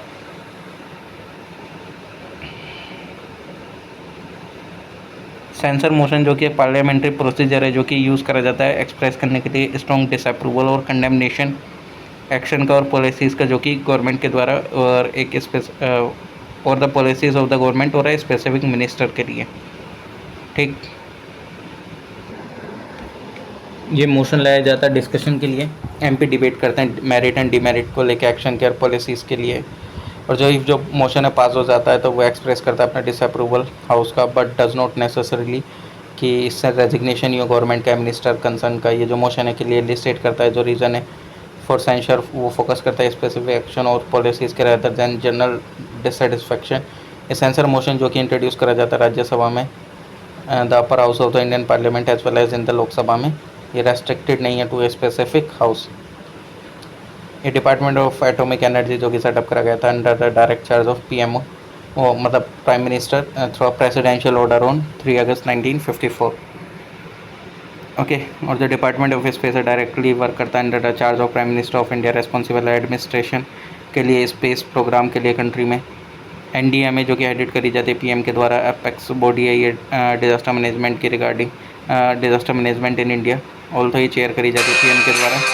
ठीक, और अगर आप देखेंगे तो जो एनडीएमए जो कि ऑपरेट करती है under the ministry of home affairs. Cabinet secretariat जो कि फंक्शन करता है directly under the prime minister. Cabinet secretariat responsible होता है एडमिनिस्ट्रेशन के रिगार्डिंग में गवर्नमेंट ऑफ इंडिया के, जो कि transaction business rule 1961 and government of India allocation of business rule 1961 जो कि फैसिलिटेट करता है स्मूथ ट्रांजैक्शन बिजनेसेस का इन मिनिस्ट्रीज डिपार्टमेंट। जो नेक्स्ट है explanation of ministers salaries and allowances. जो सैलरीज एंड जो अलाउंसेज होते हैं मिनिस्टर के स्टेटमेंट डिटरमाइन करे जाते हैं स्टेट लेजिस्लेचर के द्वारा। ओके, तो जो स्टेट लेजिस्लेचर है पीरियडिकली रिव्यू करता है, सेट करता है सैलरीज एंड अलाउंसेज जो कि बेस्ड होते हैं various factor including economic condition, responsibility of the minister. जो मिनिस्टर है वो रिसीव करते हैं सैलरी एंड अलाउंसेज जो कि पेबल होते हैं मेंबर को of the state legislature. In addition to this basic remuneration जो होते हैं मिनिस्टर के एंटाइटल्ड होते हैं, सेवरल अदर बेनिफिट भी उनको अलग मिलते हैं। नेक्स्ट है इलेक्शन जो होते हैं राज्यसभा के वो हेल्ड होते हैं through a secret ballot system. तो अगर देखा जाए तो अगर कोई विप के अगेंस्ट चला जाता है जो कि पार्टी ने दी है विप कि आपको इसको मतलब इलेक्ट करना है, तो वो क्या हो जाता है कि डिस्क्वालिफिकेशन हो सकता है। ठीक, ये तो एंटी डिफेक्शन लॉ में हम पीछे पढ़ चुके हैं और आपको ये तो पता भी होगा। ठीक, जो कैंटोनमेंट बोर्ड है वो कैंटोनमेंट एक्ट ऑफ 2006 के थ्रू लाया जाता है। इसमें 8 इलेक्टेड मेंबर होते हैं, 3 नॉमिनेटेड मिलिट्री मेंबर होते हैं, और जो एग्जीक्यूटिव ऑफिसर होता है वो अपॉइंट करा जाता है प्रेसिडेंट के द्वारा। नेक्स्ट क्वालिफिकेशन से related membership of state legislature. Constitution जो है वो ले डाउन करता है एक मेंबर के लिए एक क्वालिफिकेशन की सिटीजन होना चाहिए भारत का, और बियर करे एक true faith and allegiance to the constitution of India में। लेजिस्लेटिव काउंसिल वाले केस में क्या होता है कि 30 साल उम्र होती है और असेंबली वाले में 25 साल से कम की नहीं होनी चाहिए, और काउंसिल वाले में 30 साल से कम की नहीं होनी चाहिए। और अपहोल्ड करे sovereignty and integrity of India, और पजेस करे अदर क्वालिफिकेशन जो पार्लियामेंट के द्वारा प्रिस्क्राइब है और जो भी रिप्रेजेंटेशन पीपल एक्ट 1951 में है। ठीक। और जो कोई भी जो पर्सन होता है इलेक्टेड होता है लेजिस्लेटिव काउंसिल के लिए, वो एक इलेक्टर होता है एक असेंबली का, constitution of N assembly constituency जो कि कंसर्न स्टेट की है, और क्वालिफाइड होता है फॉर द गवर्नर्स नॉमिनेशन, वो रेसिडेंट होना चाहिए इन द कंसर्न स्टेट। जो पर्सन है जो कि इलेक्टेड है लेजिस्लेटिव असेंबली के लिए, वो इलेक्टर होना चाहिए असेंबली कॉन्स्टिट्यूएंसी का इन द कंसर्न स्टेट। ये एक मेंबर होना चाहिए शेड्यूल कास्ट और शेड्यूल ट्राइब का, इफ़ अगर वो कंटेस्ट करना चाहता है। सीट जो भी उसके लिए रिज़र्व है, इफ़ अगर कोई भी शेड्यूल कास्ट शेड्यूल टाइप के लिए सीट रिज़र्व नहीं है तो वो तब भी इलेक्शन लड़ सकता है उस सीट से। और रिटायर्ड मेंबर एलिजिबल होते हैं री नॉमिनेशन के लिए। तो थैंक यू एवरीवन। इफ़ अगर किसी का सी सेट वीक है तो आप सी सेट की प्लेलिस्ट देख सकते हैं, और जिसको मैथ करवे काफ़ी समय हो गया है, उसको डर लगता है, तो आप एक बार मेरे सी सेट के लेक्चर देख के देखना, तो आपको मैथ से प्यार हो जाएगा। उसके अलावा भी मैंने हर एक जो सब्जेक्ट है जीएस का उसको लाइन बाई लाइन कवर कर रखा है डायरेक्ट रेफरेंस बुक से। और बाकी आप इसकी भी प्लेलिस्ट देख सकते हैं, विजन आईएएस के जो सॉल्यूशन एनालिसिस है जो कि प्रीवियस टेस्ट हैं उनके भी। तो थैंक यू एवरीवन, मिलते हैं नेक्स्ट वीडियो में। Please like share comment and subscribe.